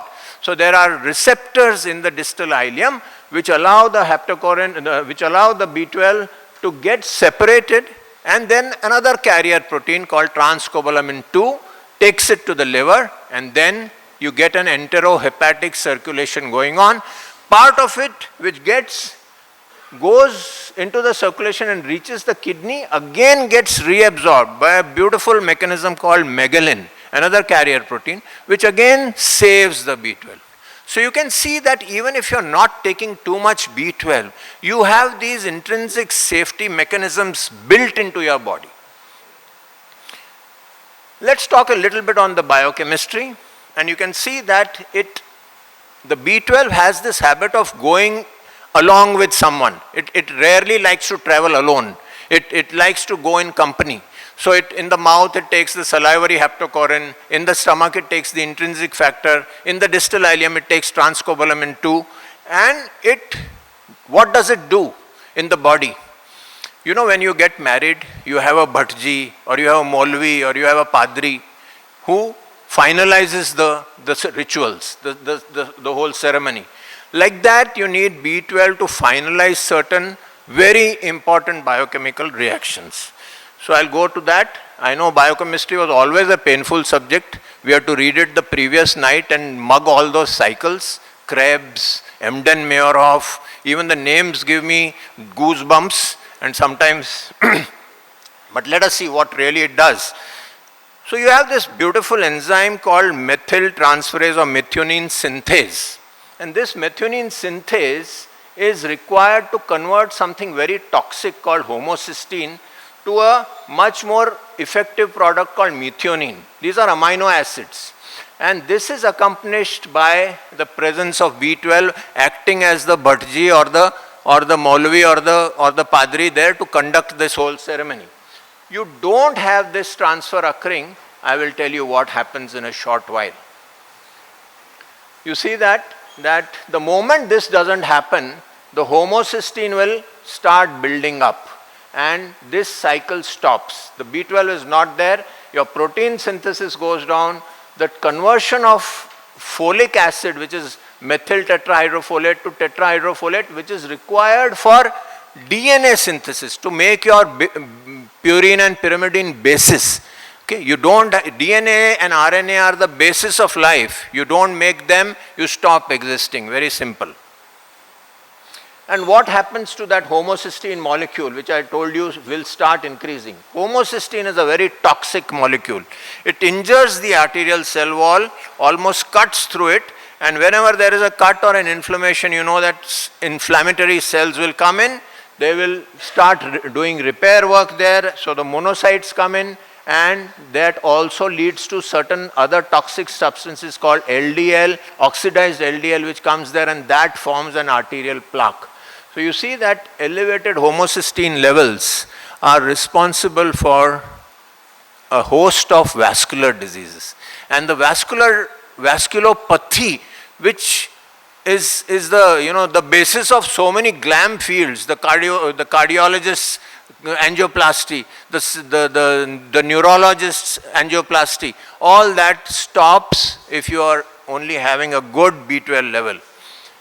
What is the second reaction? This is all you need to remember, only two reactions. You have another reaction going on called methylmalonyl co-mutase. This is a substance, methylmalonyl CoA, which is formed during fat metabolism, and this gets converted to succinyl CoA. Succinyl CoA, we will all vaguely remember from our biochem days, enters the Krebs cycle, and when you have something entering the Krebs cycle, it forms ATP and gives you energy.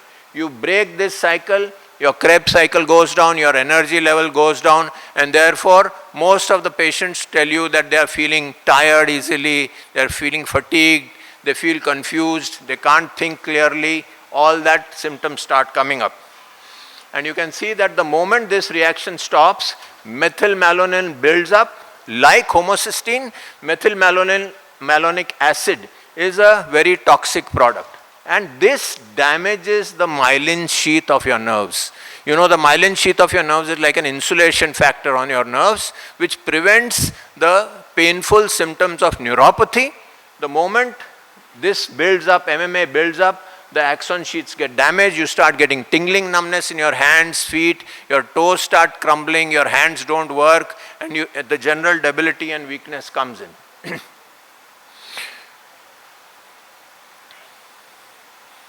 So you can see that in summary, B12 is a very essential micronutrient, plays a vital role in DNA stability, and acts as a cofactor for enzymes in the synthesis of nucleotides, and it has antioxidant properties. We have discussed this, we won't go into details. It's important for your nervous system, it's important for your RBCs, it's important for your DNA synthesis. And what causes the deficiency.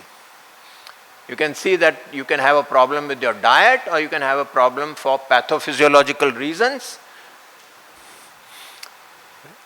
Again, a slide which will make most of us squirm in our seats. Red meat, liver, great source for B12, can't be denied. But you can get B12 deficiency on a vegan vegetarian diet, again cannot be denied. And poor people or poverty, etc., that's an age-old thing. What happens? You have atrophic gastritis, very often due to a bug called H. pylori. You can get pernicious anemia, which is very rare, fortunately, in our country. You get a lot of distal ileal disease. I told you the distal ileum is the welcome party. That's where the red carpet is laid down for the B12. And you don't have good distal ileum. You have TB, you have Crohn's, you have celiac, you have SIBO, you have giardia in the upper GI tract, and all these prevent the B12 from getting absorbed. So the absorption seems to be a very critical factor. And if you can absorb well, you need not be taking those big mega doses which are recommended. Alcohol abuse. We all know that how toxic that is to most tissues, and especially to the bowel, and not to mention the iatrogenic problems. Okay, you can see that H2 blockers, proton pump inhibitors. Okay, you walk into any ward today, open any patient's indoor paper, and you will find that 9 times out of 10 there will be a proton pump inhibitor going on. Whether he is admitted for a cataract, or he is admitted for a toenail extraction, or he is admitted for XYZ, he is on a PPI. And the PPI is such a powerful drug.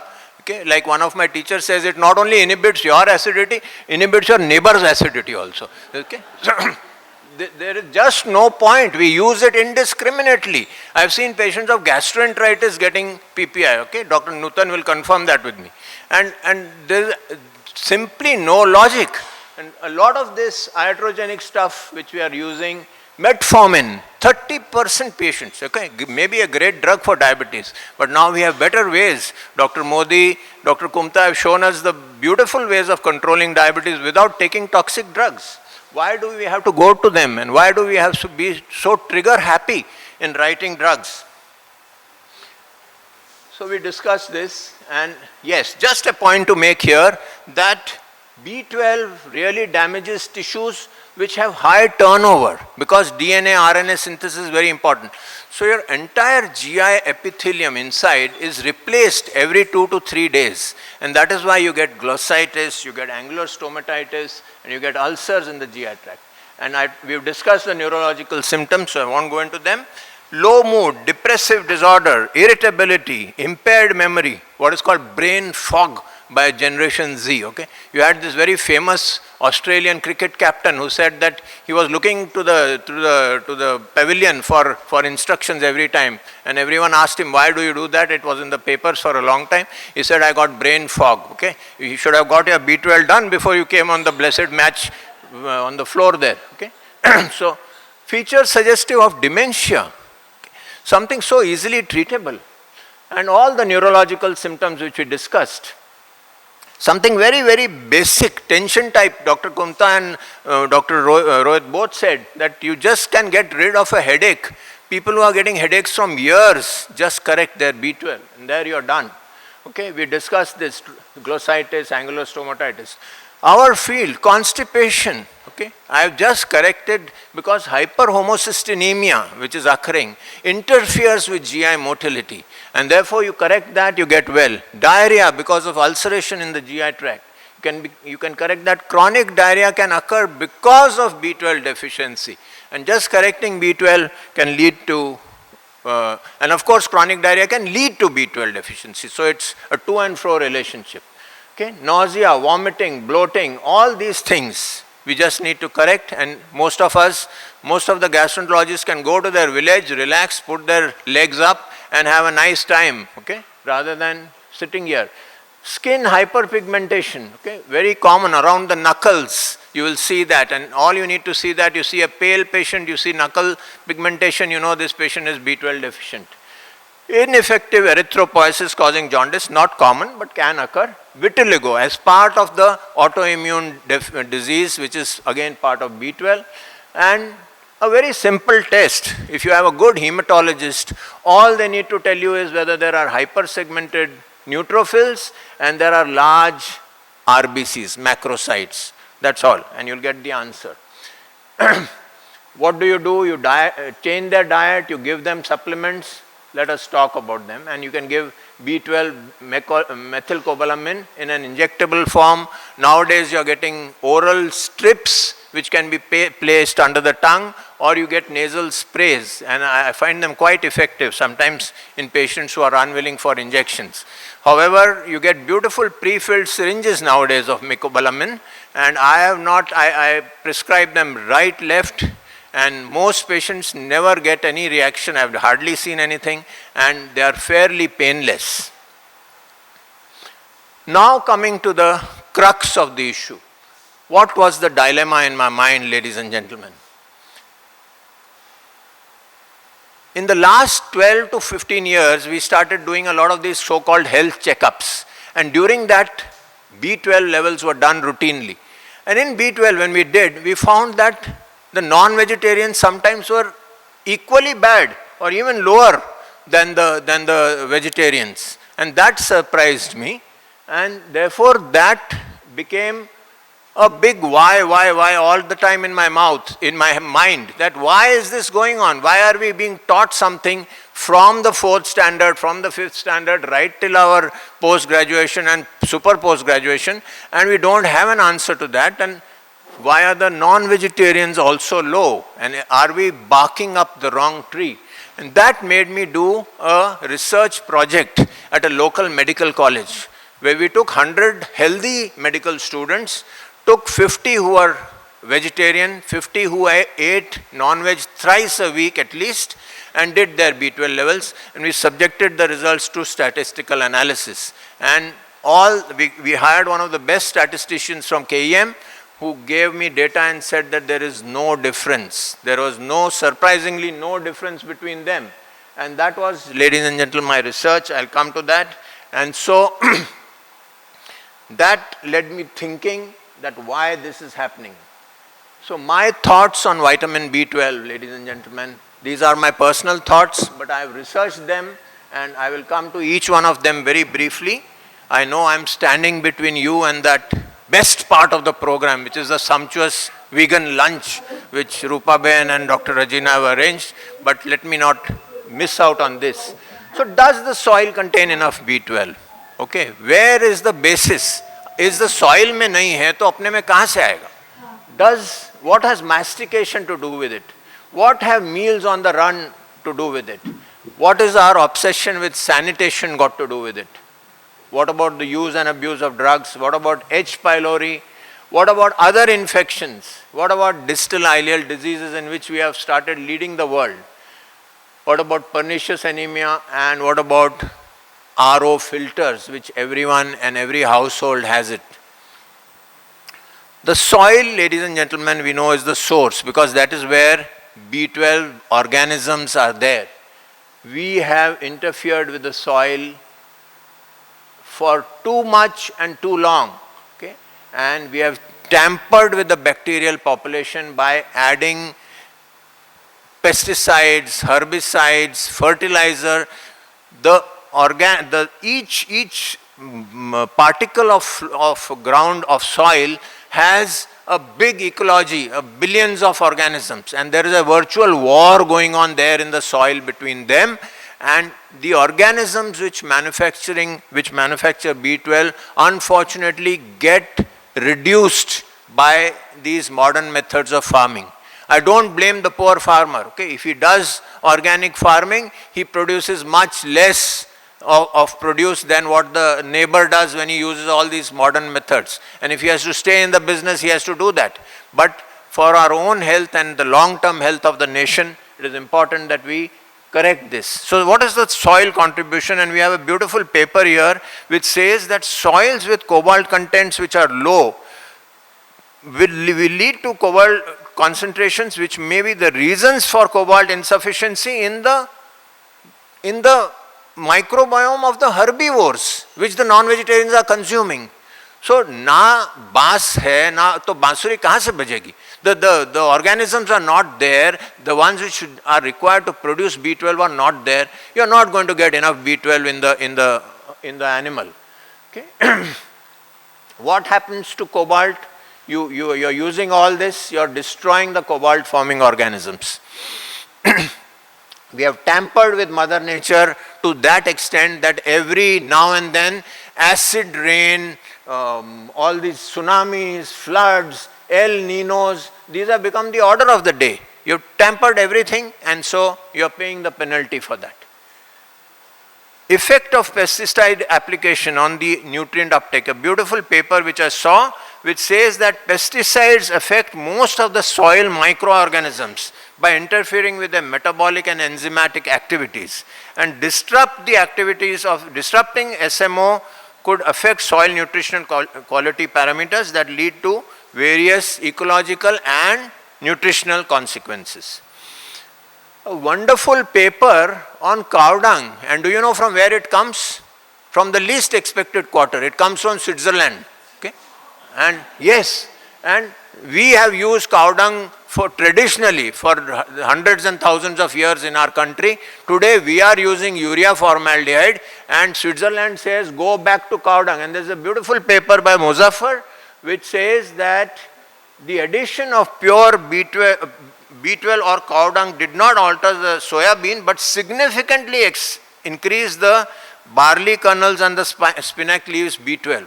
So you can see that B12 can, because you are changing the ecology of the soil and you are bringing the good organisms back.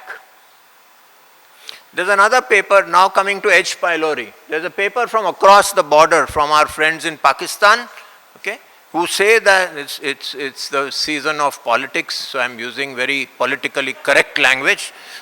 So you can see that it's a good paper which I have been through in this journal. It's an index journal that 49 patients, the majority of patients who had H. pylori had vitamin B12 deficiency, and whereas the patients who did not have H. pylori were much better in B12. But this comes with a corollary. There are other papers, and this is another very good paper from the friend of our friends from across the border, and this is from China. And the Chinese have refuted them and said, nahi hota hai. Okay, so B12 levels may not go up because of H. pylori and don't bother. So the answer is the jury is still out on H. pylori. Koch's postulates have not been satisfied as far as H. pylori and B12 are concerned. So there is no need to go about and banging all our patients with that horrible quadruple drug antibiotic regimen for H. pylori, which makes patients often sicker than what they were before. What is the effect of infection with Giardia? Okay. We have a lot of Giardia in our country, especially in the younger population and in the poorer areas, and you can see that Giardia can cause B12 deficiency due to its enteritis, and it may impair the absorption of many nutrients. So Giardias is an important thing. And coming to RO drinking water, you can see that the association of B12 with RO is strong. More importantly, almost half the participants using were deficient, but again, I am not sure whether this is coexistence or causality. There can be two different things, okay? So sometimes coexistence does not mean causality. I read a paper that day which was a spoof on medical writing, which said that households in New York which used margarine were having lesser incidence of divorce. Now you can see that there is just no connection, but if you want to bring out statistics, sometimes you can do whatever you want. So whether this is causality or no, but the fact remains that we are over sanitizing, and over sanitization has led to a host of problems. Okay, our lifestyles have changed. I remember I was in a school where the monthly fees was 5 rupees. There was one tap in the whole school. In that 15-minute recess, all the 500 kids would stand and drink the water like that. No one had B12 problems, no one had anything. Okay, now we have RO, UV, MF. microfiltration, ultraviolet and reverse osmosis, all built into one filter. The TDS, the total dissolved substances in the water, are reduced to such a level that they are less than 50 parts per million. And the WHO recommends that you should have at least 200 to 300 parts per million to have a proper water. So you are obviously taking away the B12 forming organism, you are taking away the cobalt from the water which is there, and you are not left with anything. And something very interesting. Okay, again the same thing, that RO system removes most of the B12 and therefore you can have an endogenous production directly which can. Okay, how do we get our B12? Okay, we remember that you go to, okay, and the shocking images always create the better impact, and staying in our natural environment. I am not recommending this at all, but this guy is very unlikely to ever have B12 deficiency. Okay, what do we do to our vegetables? We wash them in ozonized water. Okay, triple filtered water, say we wash our vegetables and we do that, and whatever is there goes away. A beautiful picture of the Yarra River which runs through Australia. I am bringing this point out just because it's very interesting and it's close to my heart, and it hurts me to see what we have come to today. This river per liter gives you twice the RDA, and the water, this is an Australian river, and the water is fit for drinking directly. You don't have to do anything. What have we done to our waters? Okay, you have no question, Ram Teri Ganga Maili. Okay, we have made Ganga, Yamuna, Saraswati, Godavari, everything Maili. We don't have clean sources of water, and therefore we are blaming that put RO filter, remove everything and then create B12 deficiency, create all the problems due to that. Okay. Our source needs to be corrected. It's like blaming quota and sicker for student suicide, when the real problem is that the primary level the teacher never bothered to teach them properly. Okay, you have such poorly paid primary level teachers that the schools are lying empty, the teachers don't come. If you go to the rural areas, this is the fact, hard fact of life. And the same child, we have all seen the beautiful movie called 12th Fail and all that, which bring out these things so dramatically. And you try to correct things at a very late stage, you create a big problem and you create a mess. So we have gone for over sanitization. Okay, Dr. Nutan will agree with me when I tell you that 40 years back when we were students, we were learning in medicine, the first line you were supposed to write on a question on inflammatory bowel disease was that you start with that line, and you were taught that this disease, inflammatory bowel is Crohn's disease, ulcerative colitis, this disease is distinctly uncommon in India. Okay, distinctly uncommon. Today we are matching Western figures. Celiac disease, we are matching Western figures. Our levels are that. So what have we done? We have copied their wrong habits and come to problems which they had 40, 50 years ago. They are using cow dung, we are using their manure and their filters and their everything which comes from there. So you understand where things have gone wrong. They have gone wrong at a very basic level. We correct that, we will never have deficiencies. This is how water is chlorinated. And the moment you chlorinate water, you see what happens. You add hypochlorous water, hypochlorous acid, and you take away the cobalt. The corin ring gets destroyed, the central cobalt ion is thrown out, and there is cleavage, and the porphyrin, all this, your cobalt, whole atom gets, the whole substance is degenerated and disintegrated. So the very process, the very water which is supplied to us by corporations, which we say is safe for drinking, it does not give you any problem. So how can this group help itself? And I hope that we will get many more converts to this group from the new people who have come. Okay. We have vegetarian sources. We have the fermented foods which our population eats. But remember, ladies and gentlemen, they come with a corollary. They are not very high. The amount of B12 is fairly low in each one of them. But I must remind you what happened, what I spoke earlier, that if you have a good enterohepatic circulation, and that's what even Harrison says, that even the vegans, many of them don't develop clinical B12 deficiency, because a good enterohepatic circulation. So if you have a proper B12 producing organism, this is a great paper which came in Nature way back. It's from South India, which says that Pseudomonas and Klebsiella may colonize the small bowel and can give you enough B12. And this is something very recent. Duckweed or water lentils. This is something which we see growing on all ponds. Okay? And it's also called mankai. And this, by the way, has entered the cafeteria of Harvard University. This is available there. Okay? And this is supposed to be like a superfood. The amount of B12 in it is great, and I hope that it comes into our country very fast. I don't know whether it's really available, and I will. Traditionally, fermented foods we have spoken about, and preparing fermented foods is a good thing. All our communities prepare fermented foods. In the north, you have kanji. In down, you have this panta bhat, you have bisi bile bhat. These are all ways of fermenting foods, and they produce good amount of B12. Fermented vegetables and fruits can have significant amounts if there are organisms in them. And we have this wonderful man from Andhra who has done a lot of good work, Dr. Khadar Wali from Andhra, who has produced this thing called Sri Dhanya, which is a millet combo, and in that the foxtail millet has research behind it. And foxtail millet is rich in B12, and therefore millets can be again the future for the whole food plant-based group.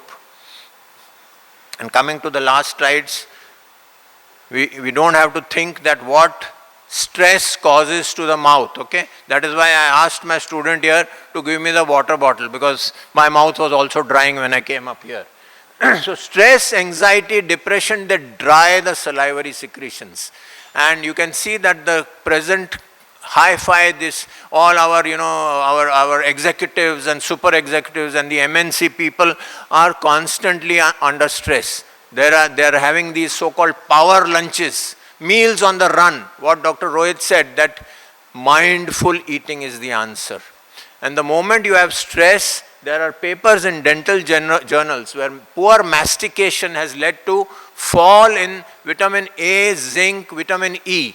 Unfortunately, there are no papers on B12 which I could track, but it is worth knowing that anxiety, chronic anxiety is one of the worst things you can go through, and believe me, most of our people, most of our young crowd especially, is under chronic anxiety.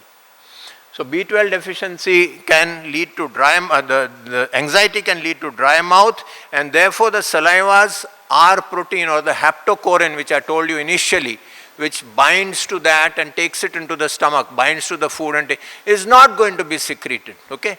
Dr. Modi said that you have to chew the food at least 15 to 20 times each morsel. You gulp your food down, you're bypassing the oral salivary effect on the food, and obviously you're not going to have a good B12 absorption occurring there. Meals taken on the run, okay? I remember as a kid that when the food thali came in front of me, my mother would not let me touch it till I sat down and said a prayer. Okay? I still remember that prayers because I was rapped on the knuckles many times for not saying it. Okay? And we must know that this is a culture which is there in every culture. This is say what we call say grace before food. Okay? This is what promotes the cephalic phase of digestion. Having a quiet mind, looking at the food, appreciating its texture, its color, its aroma, its taste, praising the person who has made the food. Okay, my better half is sitting here, and I use this as an open forum to praise what wonderful food she has made for me all these years. And that really promotes. The family is sitting and eating meals together. These are things which are really important for proper digestion. We have gotten away from all this. Okay, my granddaughter does not eat food without looking at the mobile or without looking at the cartoon. What are we going to get? The mobile and iPad addiction is possibly among the leading causes, I would say, of B12 deficiency now. What is the easy way out, gentlemen? Go for the low-hanging fruit. Take a supplement, okay? It is beyond you and me to go and clear the Ganga. our bureaucrats and our ministers possibly, God be with them and let them do that, but it is beyond us. So till then, take a supplement. Okay, very easy, very simple, very safe. Okay, so my proposition is, ladies and gentlemen, that I am convinced that non-veg diet is just one small cog in the giant web of wellness, and this is something which is promoted by the industry, by the food industry. You know that the food industry is very powerful. The pharma industry is very powerful. They decide elections. They decide who will be the president in some countries. And because their budgets are so high that they will promote whatever. Dr. Modi said that the milk revolution, the white revolution came back just 2.5 decades ago. That was again a government initiative to run that. Okay, it may have its own business. So I'm reminded of this great man who said that silence becomes cowardice when the occasion demands forthright speech, ladies and gentlemen. The father of the nation has said that, and we have forgotten this. Let us be forward, let us be open, let us break the silence. Let us deliver this novel idea to the current generation. Let's confront vested interests and the powerful food industry, politics and culture to get rid of deeply entrenched status quoisms. This is status quo, chal raha hai, bas from 4th standard we are taught, dena hai. Okay, the Harrison writes the same thing because that author also in 4th standard must have learned कि नहीं, it is only in non-veg food that you will get it. So he has continued writing it in all his editions. Okay, so let this whole food plant-based movement professionals, let us be a beacon on the hill to topple long-held preposterous and erroneous beliefs and debunk them, get rid of their arrogance, throw them by the side, and let us make ahimsa a word extolled by the Upanishads more than 3,000 years ago, where non-violence in thought, word and deed, ladies and gentlemen, is the force of truth. And one of my heroes, just the last couple of slides, Rupa Ben, that if we ate a Western diet, Phil Wallen says, if we ate a Western diet, we would soon need 2 earths to feed us. We have only one, and she is dying, ladies and gentlemen. And also the earth can produce enough food for everyone's need, but not for everyone's greed. Okay? I am told that you need between 15,000 to 20,000 liters of water to produce 1 kg of beef. Imagine how much of arable land you could irrigate with that and produce good food. So let us not burn the earth, let us have good, healthy, natural food which does not tax our ecology. It's the time of politics, and political language is designed to make life sound truthful, murder respectable, and give an appearance of solidity even to pure wind. Okay? And you can see who's making the sound there. I won't go into that. And there is nothing more powerful, ladies and gentlemen, than an idea whose time has come, and nothing more destructive than an idea whose time has passed. On 6th of August 1945, when the first atomic bomb was dropped, Albert Einstein said, "Woe is me." He regretted the day when he made E equal to mc square and could show that fission and fusion can generate so much energy. So let us say that the idea of meat as a diet, gentlemen, has passed. Whole food plant-based diet should be the colors of the rainbow that fill your dining table. This is my acknowledgement to my good, dear colleagues and friends and my interns who have helped making this. You know that I am an old dog and I am very bad at making all these high-tech slides which they have helped me, and these 4 wonderful young ladies are sitting in the audience, and my sincere thanks to all of them.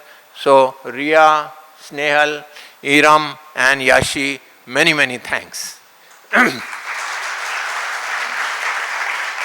And lastly, my last slide, okay? And Piglet asks Winnie the Pooh, our famous childhood cartoon, that, "Winnie, how do you spell love?" And Winnie answers, "You don't spell it, you feel it. Okay, let us feel for the animals. They are part of our system. They are living beings. We cannot live without them, right? From the bacteria to the whale and to the elephant, they are all part and parcel of that one big human family, okay, which is there, and let us respect them, let us enjoy our lives with them. Thank you, ladies and gentlemen.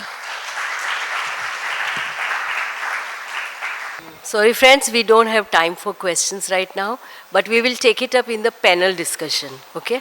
So our next speaker is, thank you Dr. Sanjeev. Speaker is Kuntal Joy sir, who is a mountaineer from India, who is plant-based for 21 years. And he's the first plant-based mountaineer in the world who has scaled Mount Everest twice, completely on plant-based diet. We've been all the time programmed that you need meat to climb mountains, you need to eat eggs, you must have dairy products, how will you have protein? So here he has completely defied the whole thing, and he's going to share his journey, how he did it, what kind of food he ate, and how did it all happen. So I invite Kuntal to come, and some Dr. Kumta showed, also Dr. Rohit Modi, the pictures of athletes all over the world. You saw some of the athletes are plant-based and are at the top of the society. They are winning the games. There was one game last year, I think, where they were both plant-based and like who was going to win. So right at the top of the society in the fitness area, all these athletes are already following plant-based diet. So this needs to be known to us because we are still living in the old paradigm of some old information. Here are the people who are doing completely new and are living it actually. Come, Kuntal. So again, Kuntal is from our own Mumbai city, and all over the world he's one of the first one to scale Mount Everest only on plant-based diet. Thank you so much, Rupa Ben, for the very kind introduction. I also wanted to kind of follow up on what Dr. Sanjeev said. Back in 2001, my dad's B12 levels had plummeted quite significantly, almost below 50. And he was chronically exposed to those levels for a while. And he actually ended up developing reversible dementia symptoms.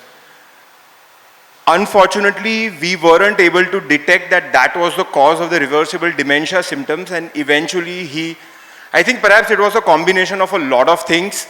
His bad habits of chewing tobacco, or his, obesity, and a whole host of things that perhaps, were all, coming together, that he got even diagnosed with Lewy body dementia, LBD, which is 10% of all dementia cases in the world. And unfortunately, he passed away a couple of years ago after living 19 years with LBD.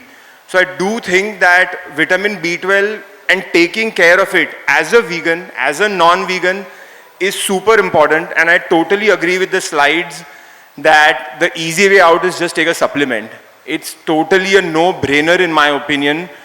You just get an injection, you get a nasal spray. I personally take a nasal spray and I have found it to be very potent. Dr. Sanjeev. So I just also wanted to check with you about, if we have a couple of minutes, about intrinsic factor, because I also thought that there's also lack of intrinsic factor among so many of us over a period of time, where perhaps through bad habits or bad eating habits we have kind of, maybe impacted that. I don't know. I'm not very sure about that. So intrinsic factor, as you said very rightly, Kuntal, is produced by the parietal cells, and they get destroyed very commonly by Helicobacter pylori, which is a very common rampant infection in our country right now. Almost to the tune of 60 to 70% of us are H. pylori positive. Plus, we mess up the internal environments very regularly by taking a whole lot of drugs and other things, and that possibly is the cause. But you made a very valid point on the nasal spray, and I was unwilling to accept the nasal spray as an answer to treatment, because when the company came and introduced it to me and said, please start prescribing, I said, show me your papers, and they had papers from abroad. They didn't have. So they said that, I said that until, as our famous Dr. Michael Greger says that you will put it to the test. So I said, we'll put it to the test. And we took 5 patients and did their B12 levels and then gave them nasal spray, and they said that you do the test again in 45 minutes. And we rechecked the test, the lab level, and believe me, all the patients had improved significantly by 20, 30, 40 points within one dose. So that convinced me and I've started using it. So all the best to you. Thank you so much. So I'll just,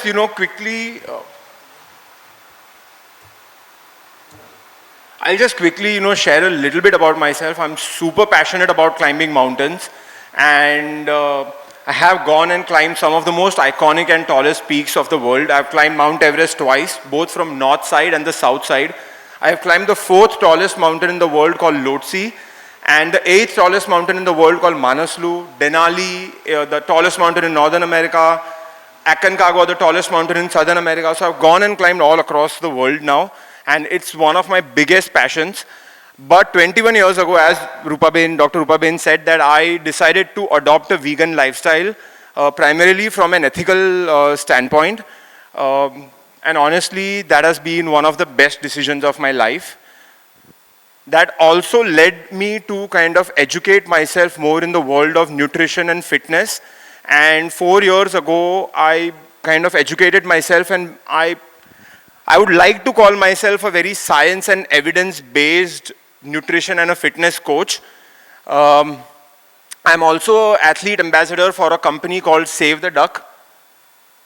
And yeah, if I'm not climbing mountains, you will most likely find me lifting weights in the gym, because I truly believe that every human being on the planet of every age group should be in the gym lifting weights or perhaps doing some form of body weight resistance exercise. I feel it is very important to take care of our health from multitude of angles. I'm not going to quote any studies, but there are multitude of studies around diabetes, around hypertension, around heart disease, all of those things, and many preventive effects around that. That said, I will actually start with my story and give you a little bit of background as to how I got into climbing Everest. Professionally, I am a software engineer. I did my master's in computer science from the US, and for 20 years, I worked in the field of software. But at some point in 2010, I decided that I wanted to walk to Everest Base Camp. So I signed up for a trip to Everest Base Camp, and I landed in Kathmandu. I took a short flight to this village called Lukla, and from there, I walked for 10 days through the Everest Valley. I have to tell you, those 10 days were some of the most spectacular scenery that I have ever seen in my entire life. And then we reached Everest Base Camp, but it was completely like an anticlimax, because from Everest Base Camp, you can't see Everest at all. So I'm like, reach Everest Base Camp, but I can't see Everest. Luckily, my team had set up a detour where we were in a place called Pumori Base Camp, and we were in the dining tent. It was about 6 in the evening. We were chit-chatting, exchanging stories. Life was good. And then the Sherpa guide outside started shouting my name. If in the mountain someone's shouting your name, it's almost always never good. So I quickly ran out and I'm like, what happened? And the Sherpa guide said, Kuntal, look around and see what's happening. And so I looked around. The last rays of sunset were falling directly on Everest. Every other mountain was in the color of gray and blue. Everest is a massive range, okay? Like, there's Lhotse, there's Nupse, there's Lola, and there's like 20 mountains around Everest, to a point that actually if you see Everest from afar, you would think Everest is not the tallest mountain in the world at all. Like, itna chota dikhta hai dur se. But when the sunset happened, every mountain was gray and blue, but Everest was burning golden in color. And this is a picture from that evening itself, from October 2010. And when I saw Everest this way, I honestly fell in love. And I decided that one day, mountain willing of course, weather willing, I will stand on the topmost point of this planet. And that's where truly my journey began. But then I came home and I started researching about Everest. And I started running into these terms like HACE, high altitude cerebral edema, HAPE, high altitude pulmonary edema. You all are doctors here, so I'm not going to go into what cerebral edema is or what pulmonary edema is. And then I started running into stories of frostbite, hundreds and hundreds of climbers with, photos like this.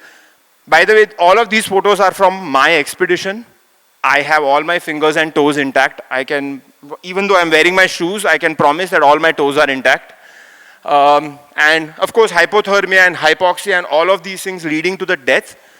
So many of these things I started reading about, and I'm like, this seems like too difficult.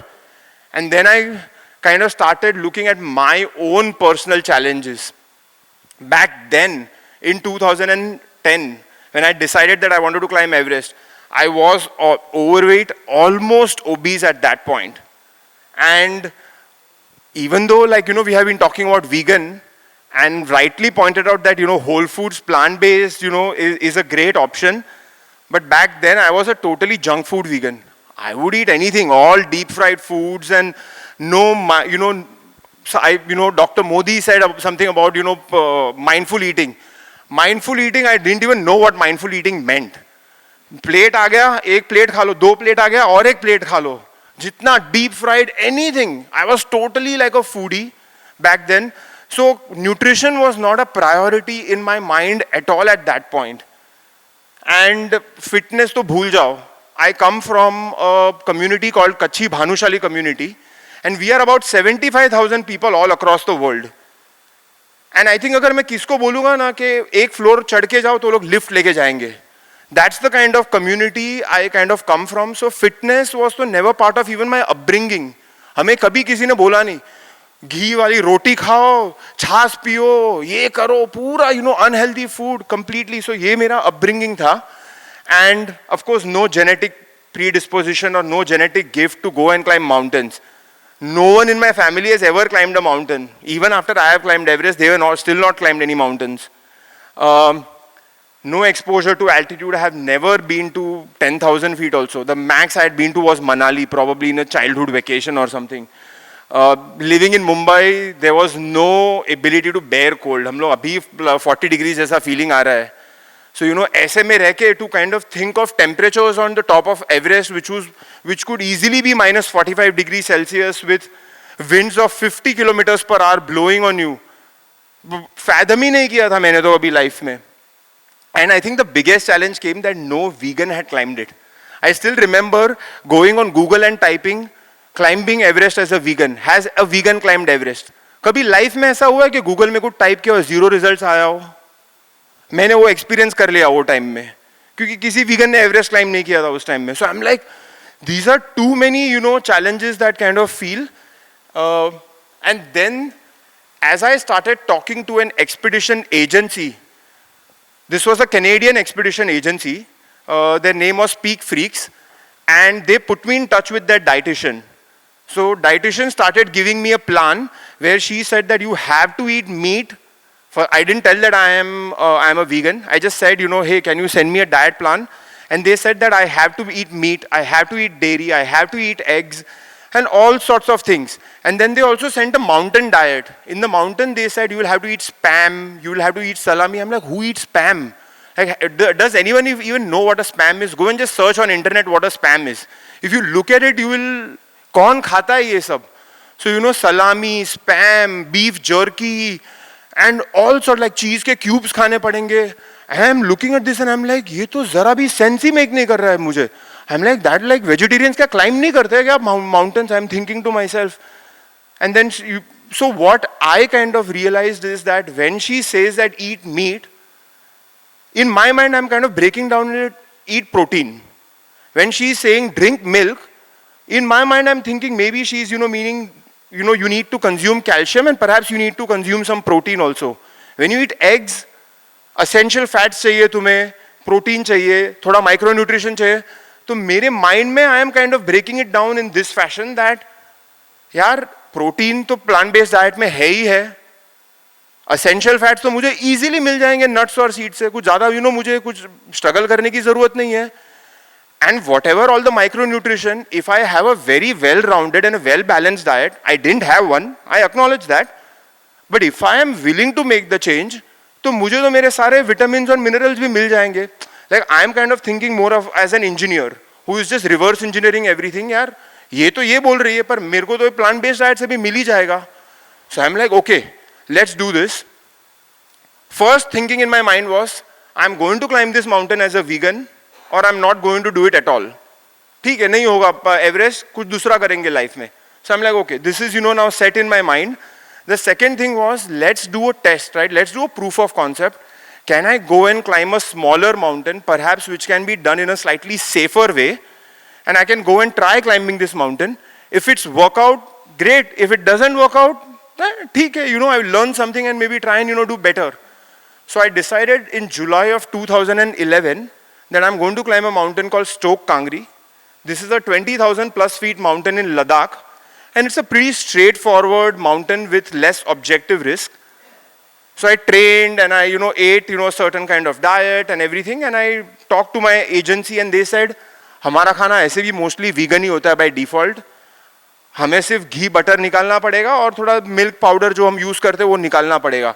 Otherwise आलू पराठा, राजमा और रोटी और सब्जी और दाल और rice, generally सब यही खाते हैं पहाड़ में, तो आप टेंशन मत लो, इतना कुछ इशू नहीं होगा. So I'm like, okay, great, this seems pretty reasonable. So I went, and in July 2011 I actually ended up climbing Stoke Kangri, and I have to tell you that nutrition was the last challenge on my mind on that entire trip. So I'm like, abhi proof of concept bhi ho gaya. I have climbed a mountain, I have proved to myself that it can be done on a vegan diet. So now let's go and actually climb Everest.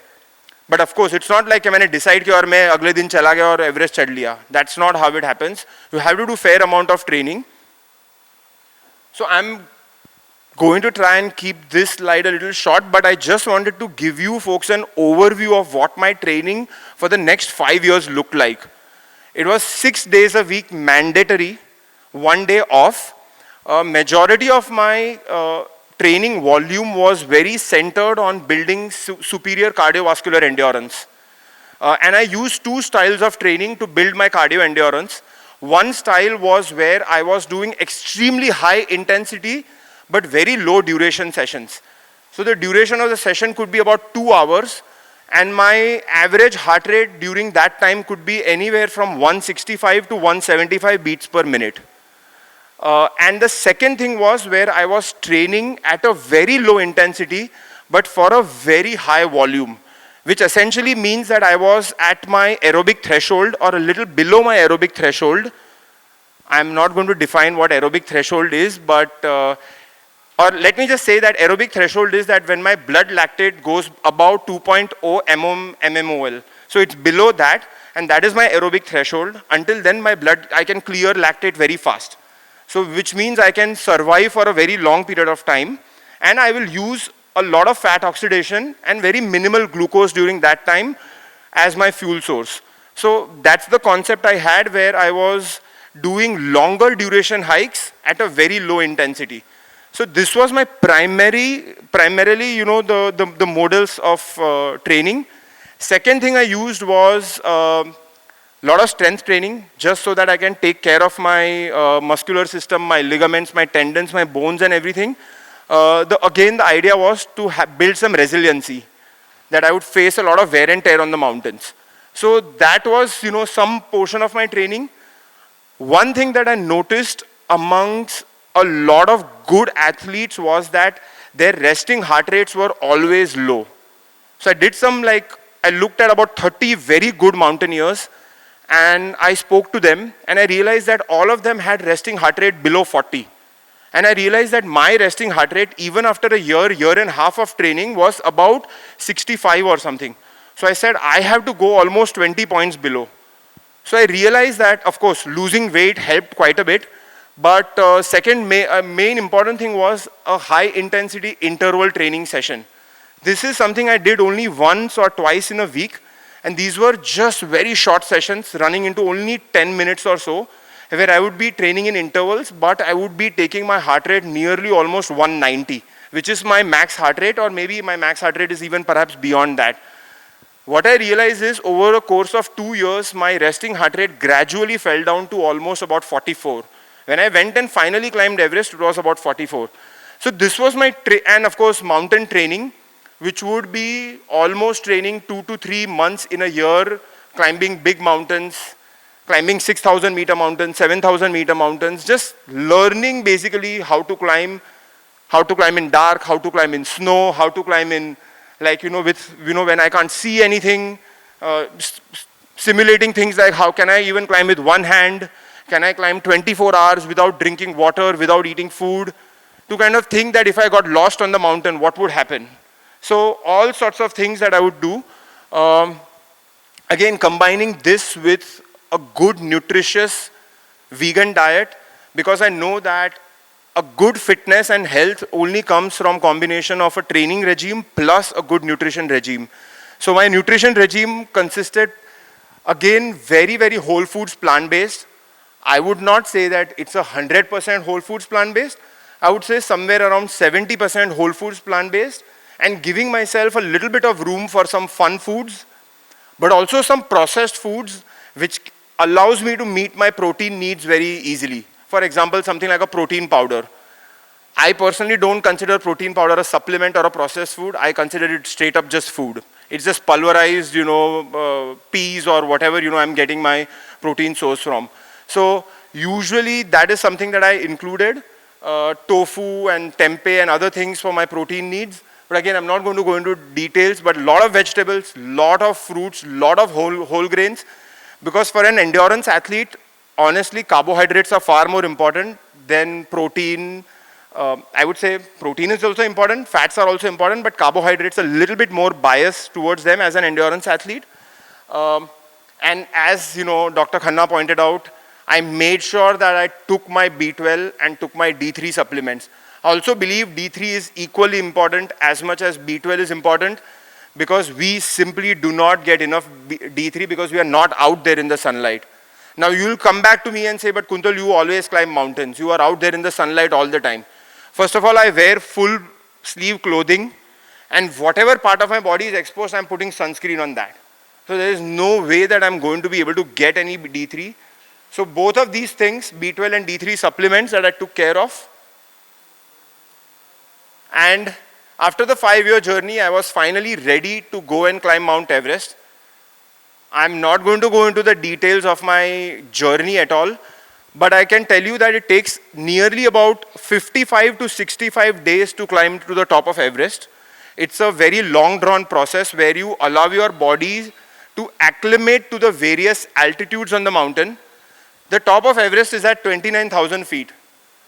And if I put any one of you from this room on top of Everest right now, you literally die within 5 to 10 minutes.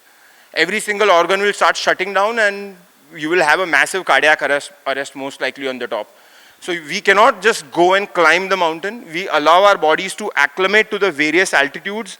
There's a process that we follow, and then finally you get to the top once a good weather window is available to climb to the top.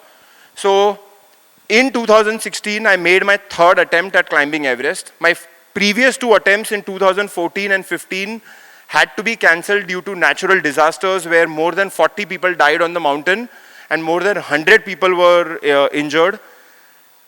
There was also an earthquake in Nepal where 10,000 people were killed, so my expeditions were cancelled 2 times. Finally, in 2016, I made it to the top of Everest. This is my photo from 2016. This is May 19th. Just a few days ago, I had my first Everest anniversary, so this is the photo from that time, about 9:20 in the morning. I went back and I climbed Everest for the 2nd time in 2019. This happened on May 23rd. Now, I'm just going to quickly tell you a story why I did that. In this photo from 2016, the jacket that you see me wearing, this jacket is made from feathers of slaughtered geese. But unfortunately, I did not have an alternative to this jacket. This jacket is one piece of equipment which is super critical for my success because it protects me in winds of 50-60 kilometers per hour and temperatures of minus 40 degrees Celsius. Starting 2012, I started writing to companies all around the world, can you create a jacket for me, which is free of any feathers or free of any animal material. And every year they would say no. 2013, no. 2014, no. 2015, no. 2016, finally when it came time to get to the top, I decided that for one time I'm going to wear this jacket because I really wanted to debunk myths around a vegan diet. Puri life, since the day I have gone vegan in 2002, all my relatives, friends, acquaintances have turned dietitians. And they have, told me that vegan diet से कुछ हो ही नहीं सकता है. Vegan diet से तुम चढ़ ही नहीं सकते हो. एवरेस्ट तो भूल जाओ, किसी ने नहीं किया है, तुम कैसे करने वाले हो? So I have heard that whole life. I'm like, now मेरे पास मौका है. I can debunk all these myths. Let's just go to the top of Everest, debunk all these myths, and get ये question निकल जाए मेरे life से. So I went and I climbed Everest in 2016, and when I came down, काफी लोगों ने बोला, but तू तो एनिमल वाला जैकेट पहन के गया था. काफी लोगों ने ये भी बोला, तू तो नेपाल साइड से गया था, वहां से तो थोड़ा ठंडी भी कम है, वो तो इजी भी साइड है. आई एम लाइक, फिर भी लोगों के क्वेश्चन बंद नहीं हो रहे, मैं वापस जाऊंगा अभी Everest. So I decided to go back to Everest, and this time I decided that मैं खुद का जैकेट बनाऊंगा. कुछ भी हो जाए मैं खुद का जैकेट बनाऊंगा और जाऊंगा. So I went to a tailor in Kathmandu and I said कि मुझे ये जैकेट बनाना है. उन्होंने मुझे बोला कि जो मटेरियल मेरे पास है उससे अगर मैंने जैकेट बनाया, you will look like a Michelin man on the mountain. It will be completely impractical and you won't be able to climb. So I was almost about to give up on this dream when a company in Italy called Save the Duck, they offered to build a jacket for me. And in 2017, after a lot of R&D, we built this jacket. And 2 years later, after a lot of testing on other mountains, I wore this jacket and I summited Everest in the style I wanted to. And I went on the Tibet side because it is colder, it is harsher, it is more technical, it is more difficult. So I am like, ऐसी जगह से मैं जाके आता हूँ ना कि किसी के पास कोई ऑप्शन ना बचे, कोई मुझे ऐसा ना बोले कि इजी साइड से गया, एनिमल जैकेट नहीं पहन के गया, ये वो मुझे ऑप्शन ही नहीं रखना था किसी के लिए. A lot of people ask me, what am I doing these days?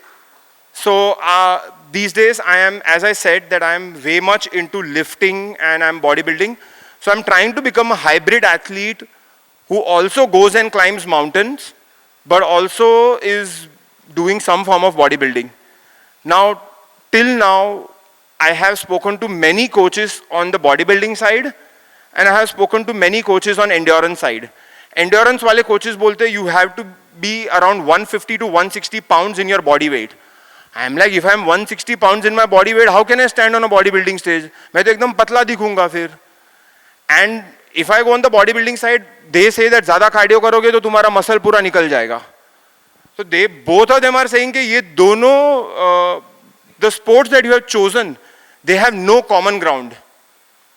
Possible ही नहीं है. And as a vegan तो 100% नहीं possible है.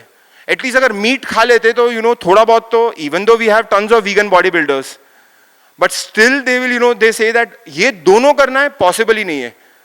So anytime someone says it is impossible, मुझे मेरा एवरेस्ट मिल जाता है. ये इसने बोला impossible है, मैं ट्राई करने वाला हूँ इसको possible करने का. नहीं होगा तो worst case scenario, I will have a good six pack, I will have climbed many mountains, I will have I will have enjoyed my journey. That's the worst case scenario. I'm like, दोनों side win-win ही है ऐसे भी मेरे लिए तो. So I am now embarked on a different journey for the last 4 or 5 years, where I am trying to become a hybrid athlete.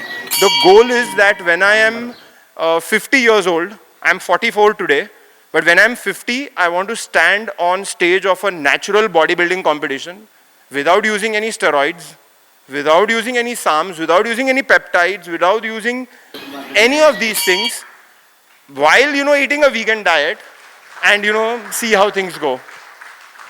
I will just quickly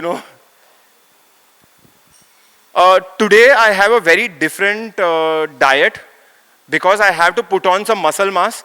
So one significant change compared to what I did earlier is that today I eat 1.6 grams plus grams of protein per kg of my body weight. Currently I am approximately about 78 or 79 kgs.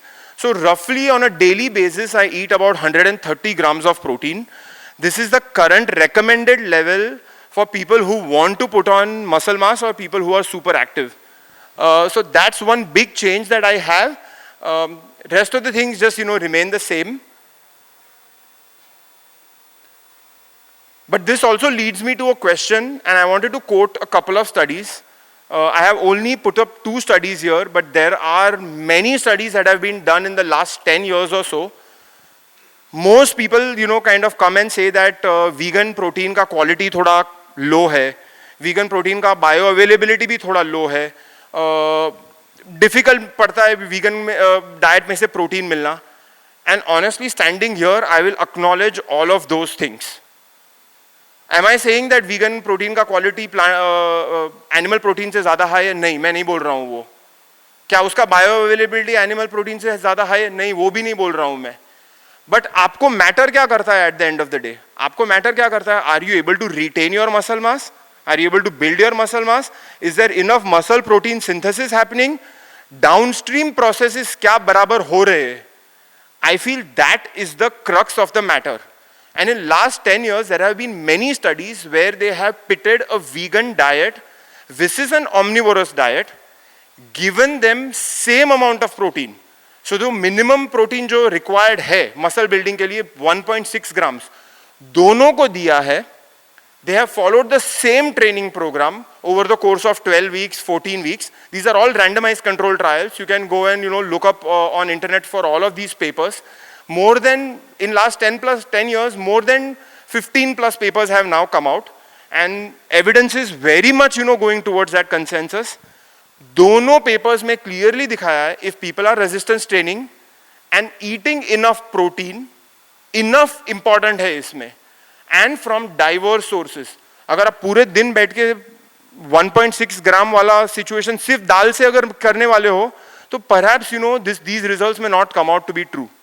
Okay, they have tried and diversified the vegan sources in these papers, and what these papers have shown is clearly that if provided protein intake is enough and coming from diverse sources, they all build same amount of muscle mass. Honestly, the second paper that you see, they used a protein called mycoprotein. It's created by a company called Corn. It's unfortunately not available in India, but they showed that actually the vegan group gained a little bit more muscle mass. I am not going to say that perhaps is the case. And that study was a very cool study because in that the participants themselves acted as their control because they were not training one of the legs and they were training the other leg. So they acted as their own control. So I feel that study is actually a pretty solid study. And the results can actually be, taken like, okay, these are great results.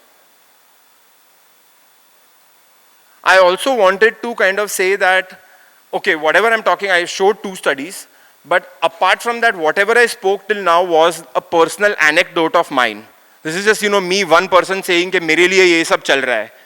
But there are hundreds and hundreds of elite level athletes all across the world today who have adopted plant-based diets and have done really well on these plant-based diets. For example, take the case of this guy. His name is Patrick Baboumian. There is something called a strongman. There is something called a strongman competition that happens, and he has won the German strongman competition, and there are various other things that he has done. This is Nimai Delgado. He's a champion vegan bodybuilder. Again, from looking at him, you can see that vegans do have no problems building muscle mass. This is Tia Blanco. She's a world champion surfer. Every year there's world champion surfing championships happen, and she has, I think she's the female champion perhaps for 4 years back to back. And again, entirely vegan, and vegan even before she became the champion. कभी-कभी लोग हमारे पास आते बोलते पूरा physique meet खा के बनाया, फिर कंपटीशन के पहले वीगन बन गए और अभी बोल रहे हो कि वीगन डाइट ने तुम्हें सपोर्ट किया है. अरे ऐसा नहीं है. All of these people that you see have been vegan way before they have won these championships and have done these things. Or for example, someone like a Lewis Hamilton, who doesn't know him, F1 champion for 8 years and a very vocal animal rights advocate. And imagine the kind of demands that these race car drivers have, and he is easily doing it on a vegan diet. So Just wanted to share some final, personal thoughts. A lot of people ask me what was the difference during my Everest journey. I feel extremely faster recovery times from my workouts, and I truly believe that is because the vegetable content was high, fruit content was high, consequently antioxidant content was high, which meant reduced oxidative stress on my body, reduced inflammation on my body. So I truly believe that recovery times were really high for me. I have in the last 21 years really felt that the diet has been very light on my stomach. I have been climbing mountains since 2010, so almost 14 years. Been part of more than 35 plus very big, like 30 plus day expeditions. Done 800, 900 treks, one-day treks here in the Sahyadri. Till date, never had diarrhea on any of my expeditions. Again, it's a personal anecdote. I'm not standing here and saying this is evidence. But, it's pretty good, like if you eat a plant-based diet, you are lesser likely to perhaps, eat like stale meat or uncooked meat or bad meat and, catch an infection and then your entire expedition is cancelled. I feel high levels of fiber has helped me with regular bowel movements, and recently high level of fiber plus high level of protein, the combination has helped me stay fuller a lot longer. And as a bodybuilder, I need to get down to lower body fat levels. And if I'm satiated, and if I can eat lesser, if I can eat in a good calorie deficit, I will lose body fat. So that becomes very important for me. And I have a family history of diabetes and heart disease. Everyone, every elder that I know in my family, each one, like there's no exception, has diabetes and heart disease or hypertension. And so I also feel that a diet which is lower in saturated fat and a diet which is higher in fiber allows me to manage my LDL levels a little better, because I would really like to reduce my MACE risk over a longer period of time, because that is something on my mind always. Given my dad's condition and given my mom also has, a very weak heart, I am, going to be susceptible to MACE from a genetics perspective. So I have to do everything that is under my control. And that is something that nutrition and fitness, taking care of stress, as rightly Dr. Khanna pointed out. So all of these things, something that I kind of, very actively look at. But this last thing, I truly believe, I don't want to, everyone has, already spoken, Dr. Rupa Bain, everyone has spoken here. But I truly believe a well-planned vegan diet is very much enough for humans of all ages. I have a daughter, 4.5 years old, and she has been a vegan since inception. We take care of all her things, like we give her omega-3 DHA, we ensure that she's getting her B12, she's getting her D3, that, she's eating a very well-rounded diet as much as possible. She's a toddler after all, they are going to eat a lot of, other things also. But we have tried, as much as possible. My wife is also a vegan, so all of us are a vegan, and I truly believe, like I recently saw a video where this influencer was saying, क्या vegan diet पे लोग thrive कर सकते हैं, survive तो कर सकते हैं, but क्या vegan diet पे लोग thrive कर सकते हैं? तो मेरा आंसर सिर्फ ये होगा, अगर 29,000 फीट के ऊंचाई पे मैं thrive कर सकता हूं, तो 100% आप सब लोग जो यहाँ बैठे हो, वो vegan diet पे thrive कर सकते हो. Thank you so much. Thank you. Wow, straight from your heart, huh? Kuntal, thank you very much. Friends, now we have Dr. Ajina Sahin, who will introduce the PAN activities, particularly all over India and in Mumbai as well. Already your lot of intellectual nourishment has already happened with a lot of plans, and its nourishment has already gone in. And also it's lunch time. So I'll just talk about what PAN does. How many of you in this room are already in the, already came for last event? Okay, very few, okay. Great. And all of you are part of the association, PAN WhatsApp association? All of you? Rest of them, please join the group actually. I think we can actually show the screenshot here. What do you call that? You can show that. Yeah, QR code here actually. I also didn't sleep properly yesterday because normally for these things I travel previous night, so I get full night sleep. I slept only 3.5 hours, so there is a bit of brain fog. Vitamin B12 I need to check. Okay. Basically, everybody by now, we are actually on a mission to reduce the diet-related diseases globally. What we are trying to do is, we know that the healthcare system and food system is very well connected. Your cultural eating habit and your newer adaptation of the eating habit is leading to all these diseases. So the best person or the best professional to address this is doctors, right? Because we have like a social reputation, we are at the apex of the healthcare system, people will listen to us. So that is why we are here training doctors about nutrition. You will be thinking, why nutritionist is not there? Nutritionist is part of our system. They also are integral part of the system, but doctors should be the one leading it actually, the movement. We are here to create more and more physician leaders so that we can lead this effectively. And as Dr. Khanna said, it's a kind of a time where this ideology has to flourish, and that flourish also will lead to a better world, a sensible world, a more ethical world. And also we are actually in the, we are millions of years existence in the world. And I always say that we are at the top of the food system, just because of our mere intelligence and ability to work collectively together like this. Some common idea, some common mission, some common principles. So we should it's high time that we come together and create a better world, not only for us, for the fellow creatures actually. So that's why we're all here together. And what all PAN does. PAN, first part, what we are doing is training doctors like this, or medical students. We also do a lot of events for medical students. We do develop resources and tools. How many of you received the book which is shown here? Very less. Okay, I think the next part of our job is to get the rest of the doctors these books, because it also gives an idea how to help people to turn plant-based. And the next thing what we do is we also are involved with policy advisory, industry advocacy, and also public awareness programs.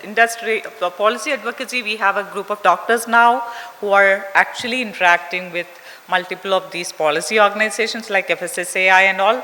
As we all know that the whole conditioning or preconditioning has happened in such a way that even our top officials believe that without animal products we cannot meet proteins. We are facing challenges there, but I'm sure that collectively we come up with articles and also like talks and also like white papers and multiple of these things will change actually. So there is an article which I read recently, the urban India, 7 to 8% of the population, the urban middle class is changing their eating pattern to a more predominantly plant-based. Out of that, I think, around 5 or 6 vegans actually. So there is change happening, and it's high time that we lead this change.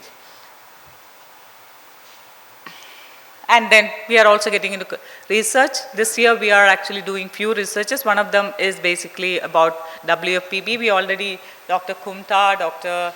Rohit, all of them discussed about diabetes, obesity and stuff. We are also doing these studies in the Indian population. We do have a lot of studies from the West, but it's high time that we are doing some of these things in our population. Why is it needed for our population?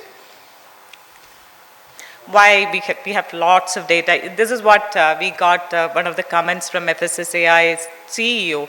Why do we need it? Because we do have a lot of studies from the West, and we know the nutritional logic. Why still we need to do the study in the Indian context? That is one aspect. Very good. Excellent. So cultural, it's like really your eating patterns are culturally culturally very, very much interlinked actually. If I can say that I'm coming from South, I'm from Bangalore, so when I come to rural Maharashtra, the eating habits are very different. So it's like every 100 kilometers there is a difference actually. But at least collectively, if we can come up with some of these, some of these WFP, some of these patterns and put together a WFPP pattern for a whole of India, that would be good actually. That's what we are trying to do.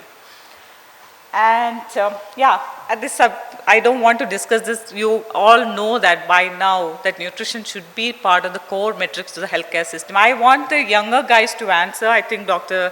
Sanjay Khanna's theme. Why do you think nutrition has to be the core of the healthcare system?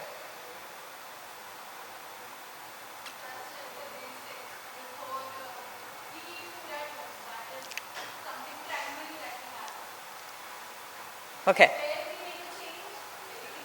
Yes. Okay. Anybody else? Okay.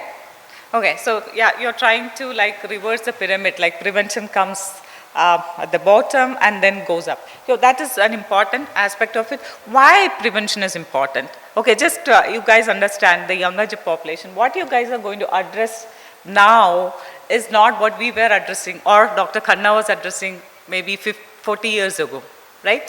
So what we were addressing in Indian context is mostly it used to be accidents and infections and stuff. Over the last 30 years, the epidemiology of diseases have changed. There is a huge shift actually. Look at that. There was NCD contribution to all these mortalities where it was 31%.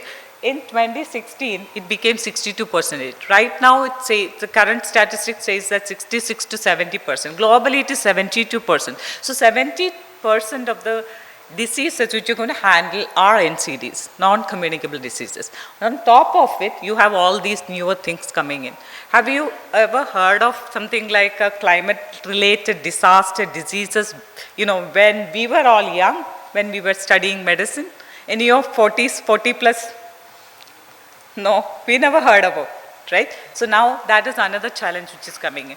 But this one, I don't want to discuss in detail because we will have another presentation online which we connect all these things together and will tell why a dietary shift is needed, right? Yeah, this is one of the things which is happening currently. We have rapid urbanization and globalization leading to not only those packaged food and junk food and all the other stuff, but it is also leading to higher consumption of dairy products and meat. So currently, as someone, I think someone here presented earlier said, we were consuming, or the availability was around 145 grams per capita in 1990s, dairy availability and consumption. Currently, it is 450 to 500 actually. It's like 3-fold, 4-fold increase actually. At the same time, meat consumption 1990s, it was around, I don't remember the metric tons, it is like it has almost tripled actually. So there is a huge increase in the way we are consuming animal products from like 1990s actually. So nobody has kind of correlated, or nobody has kind of studied the effect of these things over the period of time. There was no proper observational studies done on it. I don't know whether it is a causality or just a correlation or just a claim, but we need to do these things. And for the younger population, we learn these things. For any NCD, the first line of management, we always say that, lifestyle intervention. You always discuss about, distal causes of diseases, medial causes, and proximal causes. The proximal causes, any physician sitting in a clinic can address, asking them to do some physical activity, giving some dietary pattern to help them like even lose weight or manage their diabetes. How many of us are doing it? Nobody is doing it, right? We definitely need to do this. And we are only working at the risk factor level, actually. So this is how we need to be working on, actually. Again, for the younger population and all the general practitioners out there, we need to be first looking at the nutrition and lifestyle aspect of a person before writing a medicine. That's the first message we want to convey here. Otherwise, what we are doing is here, I think this Dr. Kumta has already mentioned. This is something which I'll just talk 10 minutes and then I stop it because this I thought of speaking because ma'am has asked about the dairy, and in US all the doctors are suggesting milk. I have another 15, 16 or 20 slides that we will have it another time because it's time for all of you to have lunch. So why actually when we talk to doctors, first thing we listen from them is actually nutrition is, it's just unbelievably confusing. It's like one study comes, another controversial study comes. It just goes on and on and on actually. Some of even the doctors who believe in the ideology of plant-based and stuff, many of them won't get into the details of it other than the people who all have leading the movement actually. So it's good, it's important that we need to understand nutrition in deep. So you must have heard about all sort of diets. Already Dr. Modi has given different varieties of diet from Atkins to vegan to paleo to different type of diets actually. So actually then you will be kind of searching something diabetes and keto diet. And then you go and check diabetes and vegan diet. Then you go and check diabetes and paleo diet or intermittent fasting. You will have 101 articles on the same thing, 50% of them supporting it, 50% of them not supporting it. And as doctors who are evidence driven, we are confused where to follow, what to follow, right? Am I correct? Yeah? Excellent. So this is a short story. I'm just going to try and, because my brain is not in a hyper performing state, but I'll try to put this story across. See, this nutrition, evidence-based nutrition, the history of evidence-based nutrition started way back in 1930s when the first vitamin C was identified as a treatment for scurvy, which was very prevalent in British soldiers. From there on, the nutrition as an evidence specialty has been started shaping up.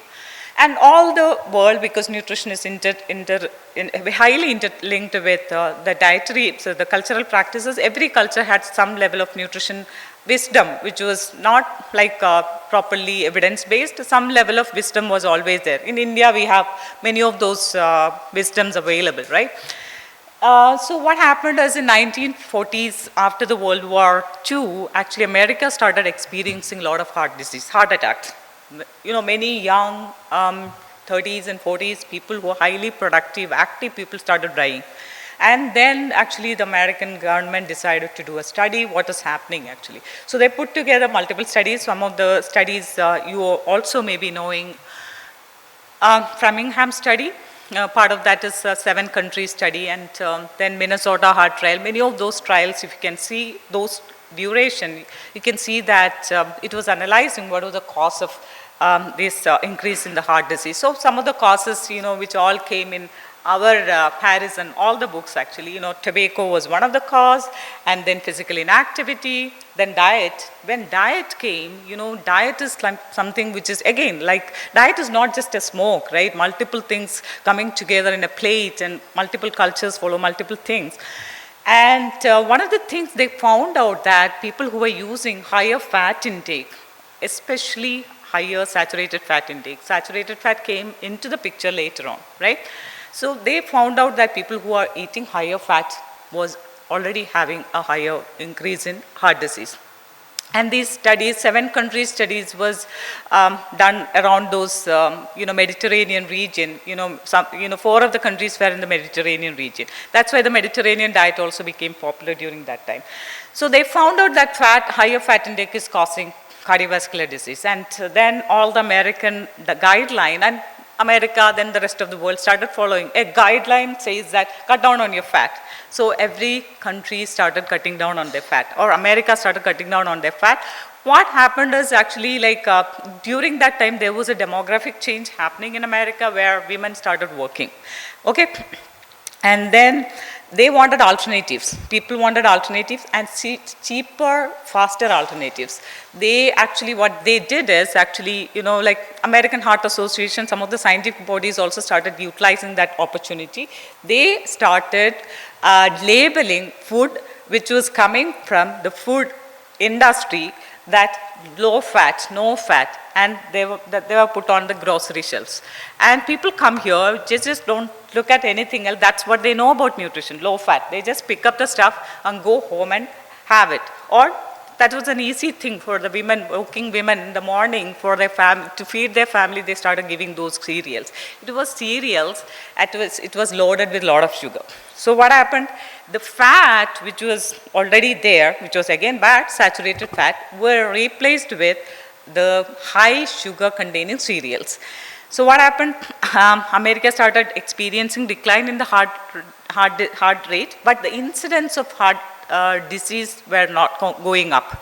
So then on the top of it, America started experiencing increase in the diabetes and obesity incidence. It's called the American paradox, right? Yeah, it's called American paradox actually. There was a puzzling paradox which is called the incidence of it is going up, heart disease, but the people dying from it is coming down. Then they wanted to do again study and found out that the reason for this was actually the high sugar content in the diet. So during this period, all these people, maybe some of them doctors, non-doctors, nutritionists, they came up their own theories and analysis without having a proper understanding about it. And then came the Southwestern diet, to the keto, to the paleo, all sort of diets came in actually to counteract this. By 1980 to 2000 phase, there were multiple studies done on this, and then finally it was very clear that it was not the whole fat which is the problem, it was the component of fat which is a saturated fat which was causing the problem. Saturated fat, where is saturated fat predominantly coming from?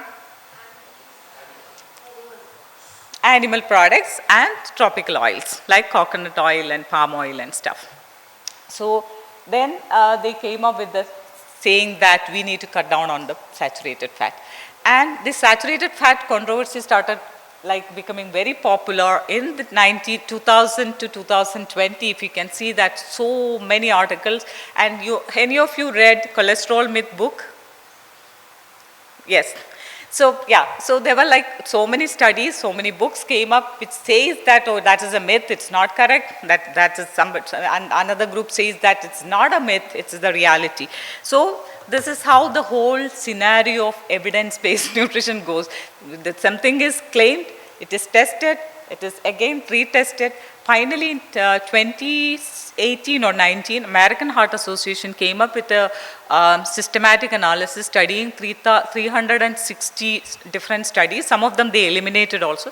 They found that actually saturated fat is causing the issue, and saturated fat coming from all sort of saturated sources, not only from plant sources but also, so not only from animal sources but also plant sources, which very clearly says saturated fat coming from coconut oil causes this, saturated fat coming from dairy milk, which is causing 11% increase in incidence of risk of heart disease. So that's how evidence-based nutrition recommendation is formed, not just by looking at one study or just looking at one of its kind of an article and things like that. It has to be evaluated. It has to be done, with a proper systematic analysis and come up with. These are the things which is not going to help one single person. It's a whole country, whole population.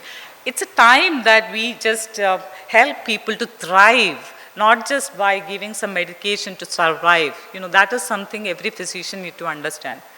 So solution for the current scenario, again with the NCDs and other disease risk, we need to be working on evidence-based nutrition. Evidence-based nutrition is very important because last 30 years, if you look at the studies in the nutrition space, it has kind of tripled. I think 10 years itself, it has tripled actually. So many studies are there. We need to be very careful in analyzing it. I felt very happy that Dr. Sanjay Khanna, such a senior doctor, started doing an analysis to prove that point that, like nutrition or the plant-based nutrition can be a very effective tool even to combat vitamin B12 deficiency and all. Each one of us has to be involved in not only, guiding people with a plant-based nutrition or evidence-based nutrition, also to be involved in advancing the field by creating more and more research and articles and more guidelines in the field. So evidence-based nutrition, what we do is look at the best scientific evidence, look at the clinical experience, patient values and preferences. And currently, any doctor, any person who is sensible enough cannot guide or come up with a recommendation without thinking the ethicality of it. Nutrition is no longer limited to an individual health. It is limited to the public health. It is expanded to the public health. It is actually the reason why the planet either burns up or it actually thrives. So it is not just limited to prescribing somebody with some kind of a dietary chart. It's much beyond that. Each one of you if you guys become the physician leaders in this space, has to understand that actually. So this is how, just like evidence-based nutrition, this is how it is. Right now, a lot of systematic meta-analysis and systematic reviews have come up. Please, any doubtful scenarios, please look at some of these ones. Currently, it's all going very well. Lots are there. We can get a lot of information from these. And why does evidence-based stuff, this slide I shouldn't have shown in younger generation. Why actually that evidence and why we are, I don't say superior, we are different. We are more scientifically driven. We have much better societal space, societal position and things compared to a lot of other pathies or other treatment things. We follow evidence-driven approach. Why? When we follow evidence-driven approach, we are also ensuring that there is a certain level of high certainty of estimates, actually high predictability. When you say that, okay, you take higher saturated fat, your cholesterol level goes high. When you cut down on those things and go for a plant-based diet, 30-point reduction can happen in every. So there is a predictability. There is a high level of certainty in what you say. That is why it's very important. So let's start our basics with evidence-based nutrition. Currently, evidence-based nutrition is pointing towards a plant-based diet, not only just for human health, but also for planetary health. This has already been discussed in multiple ways. I don't want to bore you guys with the same thing. We will have rest of my presentation, one of the online sessions, which will, especially the younger population and people who are practicing primary care physicians will be able to relate it better. So I know I see everybody is tired. Let's have the panel discussion. So let's actually dig deeper into the evidence-based nutrition. Okay? Thank you.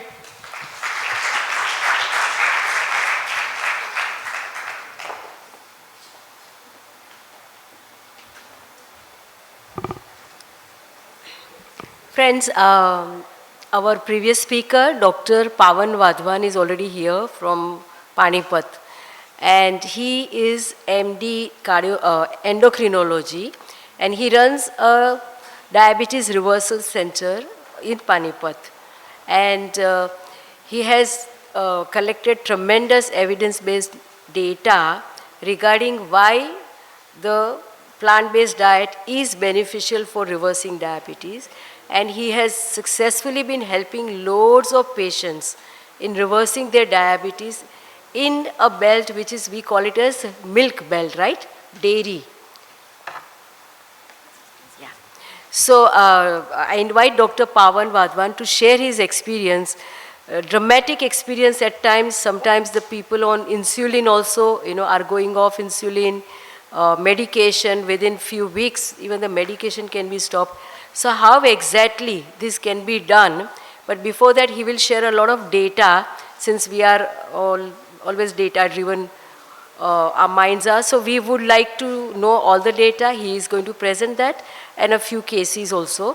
And this is the way forward, that all of you have somebody who has diabetes, or maybe you yourself have, or someone in your family, and are looking for answer. Here is the solid answer.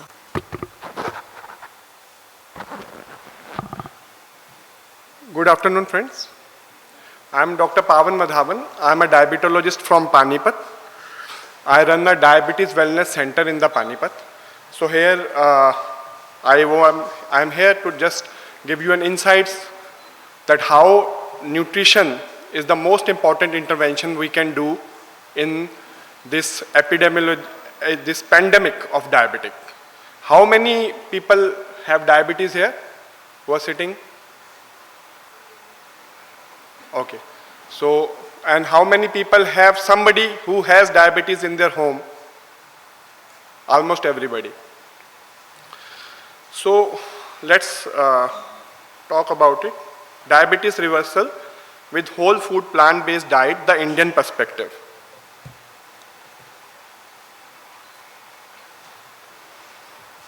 So this is the epidemiology. As per International Diabetes Federation, it estimates that 537 million adults, which means 53 crore people are living in diabetes worldwide. And this number is expected to go up to 64 crores by 2030, and 783 millions means 78 crore people will be suffering from diabetes in the world by 2045. Over 3 in 4 adults with diabetes live in low and middle income countries. And diabetes has caused a major deaths in 2021, around 60 lakh deaths. And the total estimate per year, the world loses around 8,18,390 crores per year in diabetes.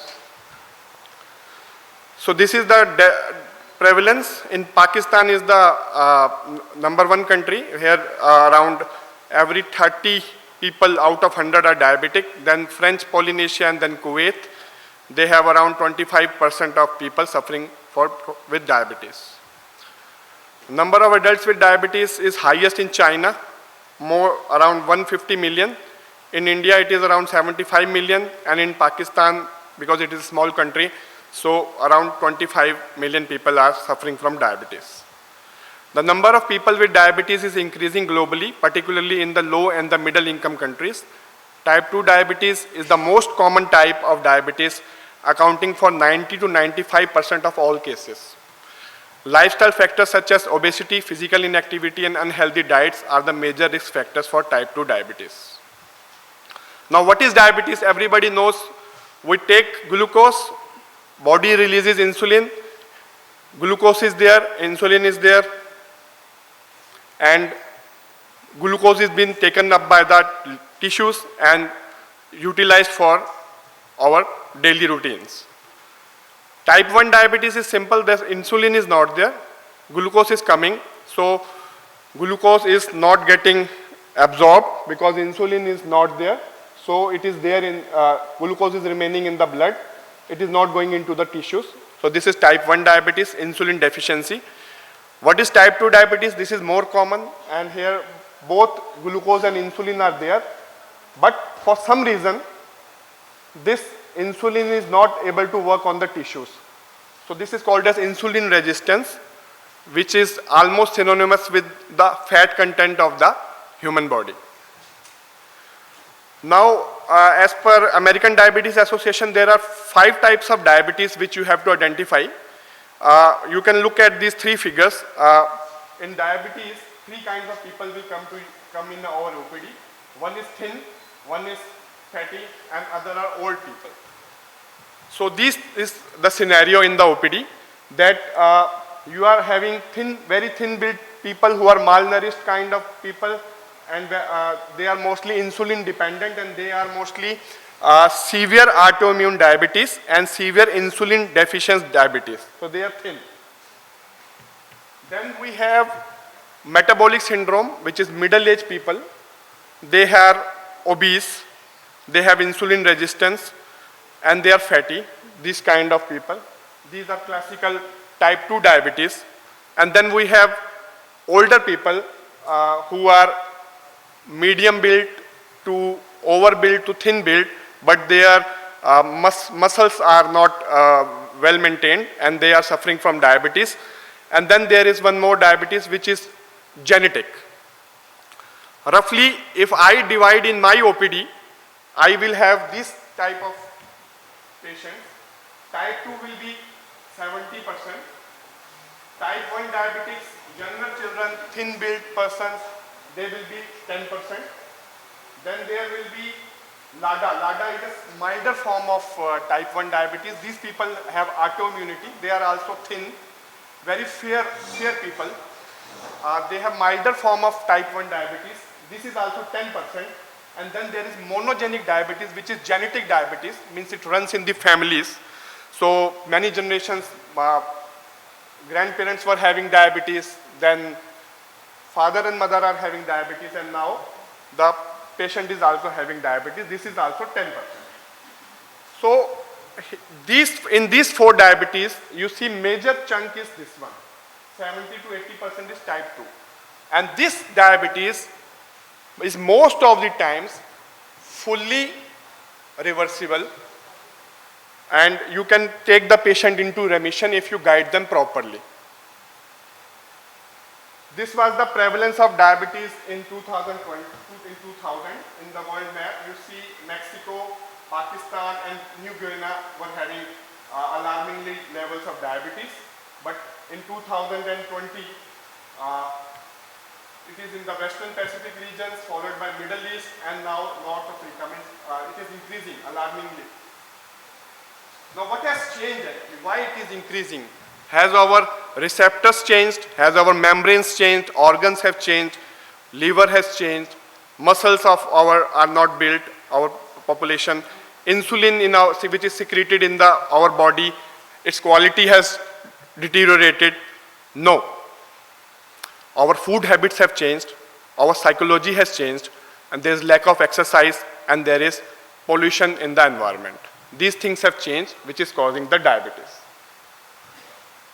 So what we follow in our OPD, this is what I am going to present to you. I run the Diabetes Wellness Center in Pakistan. We usually see 50 to 60 patients OPD. We have all type of diabetes.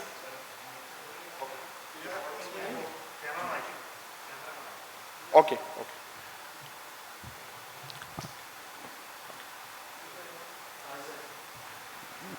So we will have all sort of diabetic people, and when they come to our OPD, we first look that how we can save them from the medicine, how nutrition can intervene, and how many people can actually go into remission.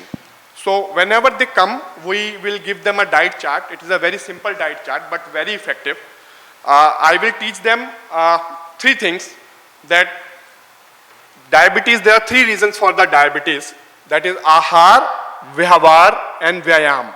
If you are able to do these 3, control these 3 things, diet, behavior and the exercise, actually you can avoid medicines, and most of the time you can take the diabetes into remission. So diet chart is very simple. I have put 8 points. Then there are, if the patient thinks that his problem is due to food intake, then he should follow this. If his problem is due to behavioral changes, then he should follow this. And if it is the lack of exercise, then he should follow this. So these simple points are, you all know it is because we are here discussing whole food plant-based diet, and I have a strong data for past 12 to 14 years in my center that actually diabetes get reversed, which I will show you how we reverse at our center. So I tell them, don't smoke, don't take alcohol, don't chew tobacco. This is the first thing they have to do because it reduces the inflammation in the body. Then don't take animal food like egg, meat, fish, milk or milk products, which is very tough to convince people in the Haryana. But we do it effectively at our center. We have a counselor for that. Eat 1 kg of fruits and 1 kg of salad daily. We want them to eat more of whole foods, which should be without salt and without oil. Then finish your dinner before 7 p.m. You can drink only water after 7 p.m. But in case of low sugar level, you can eat fruits. So this we put them on intermittent fasting because of the knowledge of circadian rhythm. Circadian clock has there that more food is absorbed during the daytime, muscles are more active during the daytime, and when the sun sets, the muscles stop acting. So this is proven now in medical literature, and intermittent fasting we do for all our patients, and this type of intermittent fasting is called as time restricted eating. You eat for 12 hours, you don't eat for 12 hours, fast for 12 hours. Then avoid packed food items totally. Don't add any kind of oil, ghee in your vegetables and pulses. Learn oil-free cooking. So we have developed a Facebook page. My wife, Dr. Shabnam, runs a Facebook page called as Dr. Shabnam's Zero Oil Vegan Cooking. We give the link to all our patients, where we have all the dishes which are made in Haryana. We teach them there. We have videos there. So they follow all the stuff, all the cooking guidelines from that page. Then eat millets chapati or add some millet flour in your regular flour. So in modern medicine, all the studies on diabetes remission are done on millets. So there is no doubt that millets have got a low GI index. So if you can eat millets is good. If you can't eat millets, I am not promoting millets. I rather promote whole grains. So add some millets in your wheat flour. So because of its low GI index. Then some local things like take little quantity of apple cider vinegar. Vidhania coagulans is the Doda paneer. It is famous in Haryana. It is a kind of flowers which you take, they reduce the sugar. It is called as Vidhania coagulans. Then Indian barberry, which is in Haryana called as Daru Haldi. Then there's brewer's yeast, which is a Chinese stuff. This is the yeast which is used in making the bread. So that yeast is well known. If you just taste that yeast, it will reduce your sugar level. It is a famous Chinese medicine. So this brewer's yeast tablets are now available on Amazon very frequently. Then we give raw garlic, Indian gooseberry, that is amla, and chutney of grinded green leaves, mint, coriander, or kadhi patta. So this is a very simple, because we don't have time, I have to finish 50 to 60 patients. So this is the main protocol. Then I have a YouTube channel. We give them link, and all of them follow my YouTube channel, where all the things I talk about reversing diabetes, or how you can improve your sugar status. Now, then if some people have stress, behavioral problems, what you think, how much stress you take, then we have done studies that Gyan Mudra is helping in stress level. I have a study which is going to be published sooner in a renowned literature, a renowned journal, that actually doing Gyan Mudra for 10 minutes reduces your pulse rate by 10 to 15. So actually Gyan Mudra, whenever you are sleeping, do Gyan Mudra, it gives you relief and gives you good sleep. And then we developed a kada where I studied that all the herbs which have got the highest antioxidant potential, like the number one herb which has got the highest antioxidant potential is clove, cinnamon. So all these things, like I have made in my Smile tea. This is a patent pending Smile tea which I give the formula to my patients. This is the take a pinch of green tea, 2 basil leaves, 2 mint leaves, 1 piece of clove, 2 grams cinnamon, 2 gram fennel seeds, a pinch of saffron. Saffron is fantastic in reducing stress and depression. 5 grams of ginger. Add all the above ingredients in 2 cups of water and boil for 5 minutes. Add a dash of lemon as per your taste and drink it. This is a very tasty kava, all of you can try, and it helps in giving a good sleep. Drink this kava at 10 p.m. in the night. You will get a very good sleep. You will have warmth in your body. Body pains will reduce. Neuropathic pains will reduce. And with time, your sugar level and HbA1c level improves. Then the people who don't exercise, we tell them to walk for 1 hour per day and do pranayama and yoga daily, whatever. But about walk, we are very serious. We tell them you have to walk for 15,000 steps daily. And when you come to my OPD next time, before sitting on the chair, you have to show me your app that these 15 days you walk daily for 15,000 steps. If you are not doing that, don't come. Don't enter my OPD. This is our strict rule. 15,000 steps is mandatory, because I have seen the potential that people are walking up to 5,000, 6,000 steps. But that is important to maintain your health. If you want to reverse something, if you want to lose weight, you want to reverse diabetes, you want to reverse your psoriatic conditions or other autoimmune problem, you have to go in negative balance. And negative balance is coming when people are walking more than 10,000 steps. So everybody has to walk more than 10,000 steps, and they have to show me that. So this is a simple our diet chart, and then they have to check their sugar levels in the morning, after breakfast, after lunch, after dinner. They have to measure their BP, and this is the serial HbA1c level. Then we prescribe them some Sujok points of liver and pancreas, which also help them in reducing their sugar levels. So this is the data from my clinic. HbA1c reduction in patients on whole food plant-based diet. All the patients, no matter whether that is type 1 diabetes, LADA, MODI, or type 2 diabetes or pre-diabetes, once we start them on whole food plant-based diet, all of them show around 25 to 30% reduction in their HbA1c level. This is type 2 diabetic patients, they have an average HbA1c of 7.5 and it reduces down to 4. This is LADA people, they also are showing, all the groups are showing within 1 month their HbA1c level starts improving once they start whole food plant-based diet. Then this is one more data from my clinic that what we do for diabetes remission, we have kept a criteria of glucose tolerance test.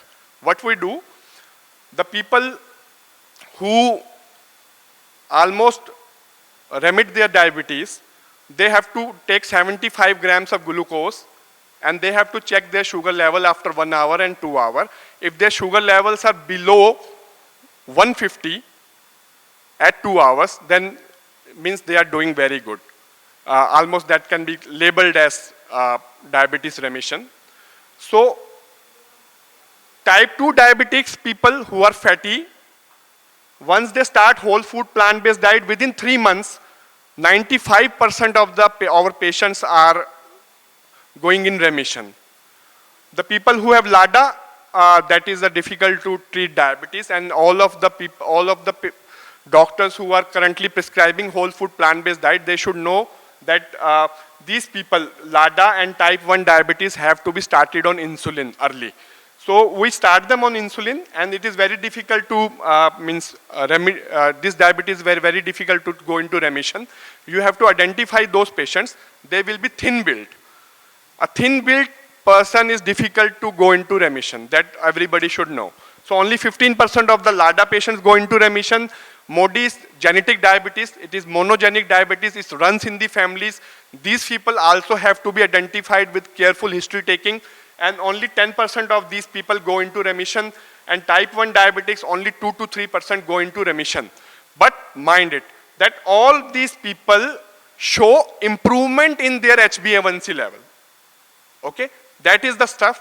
And what will happen, people will go somewhere and they will learn somewhere from naturopathy person or somebody that diabetes cure ho jati hai, ye diet kha lijiye, aisa ho jata hai. What happens is they don't identify that all are not type 2 diabetics. Type 2 diabetics and obese people will go into remission. Thin patients have to be on medication. Their health status will improve with whole food plant-based diet, but you have to identify those patients and you have to guide them properly, not to stop your insulin, but your insulin dose will reduce. Not to stop your medicine, but your number of medicines will reduce. But type 2 diabetics, if we talk about type 2 diabetics, this is just one example I am showing. Even when we start them on just whole food plant-based diet, even insulin will stop within 2 months. This patient stopped insulin of coming within 2 months to our clinic. Some technical problem is there. Anyway, we will continue. You can watch my YouTube channel. It is by name Pawan Vadhavan, and thousands of patients interviews are there, how they come to our clinic and they reverse their diabetes.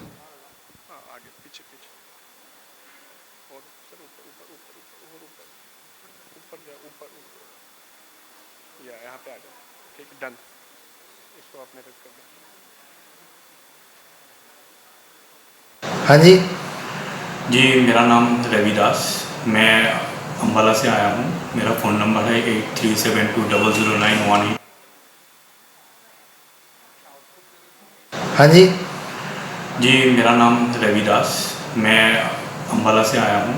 मेरा phone number है 8372009186। मैं doctor पवन जी के पास जब आया उससे पहले मेरा sugar था 485 खाने के बाद, और मेरा खाने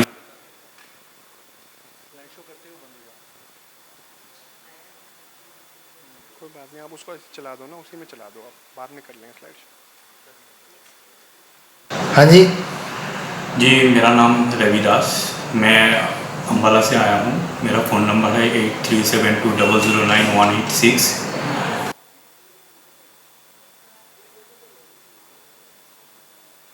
हाँ जी। जी मेरा नाम रविदास, मैं अम्बाला से आया हूँ।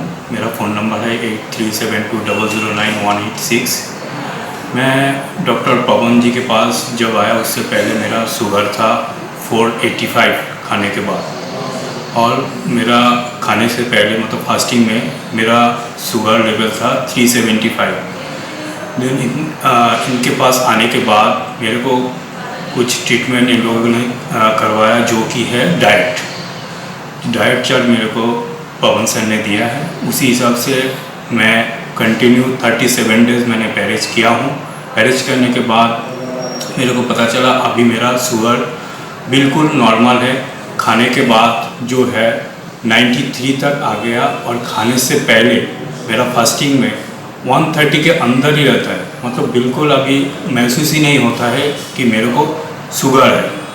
मैं डेली उनके डाइट चार्ट के अनुसार ही मैं चल रहा था, अभी भी चल रहा हूँ। जब आप यहाँ आए दवाई खाते थे? दवाई खाता था, प्लस इंसुलिन भी लेता था। इंसुलिन मेरा 2 टाइम लगता था, एक मॉर्निंग में मतलब खाने के बाद, मैं खाने से पहले मैं लेता था 8 यूनिट्स, और डिनर से पहले मैं लेता था 8 यूनिट्स। और मेडिसिन लेता था यहाँ आने से पहले, बट यहाँ आने के बाद मैं मेडिसिन भी डॉक्टर पवन सर ने मेरे को बंद करवा दिया था। इंसुलिन भी बंद करवा दिया था साथों साथ।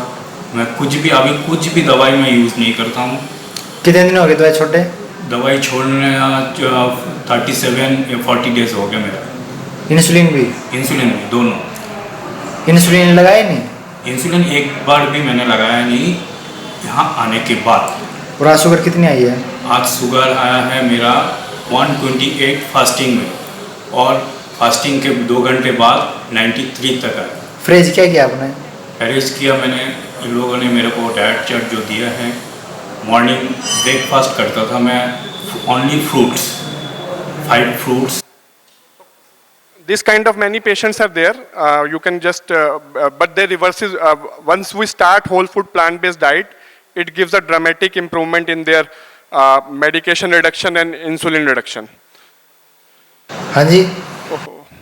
So this is glucose tolerance test clearance rate after 3 months. So the people who are obese, they go into remission almost 99% of the times.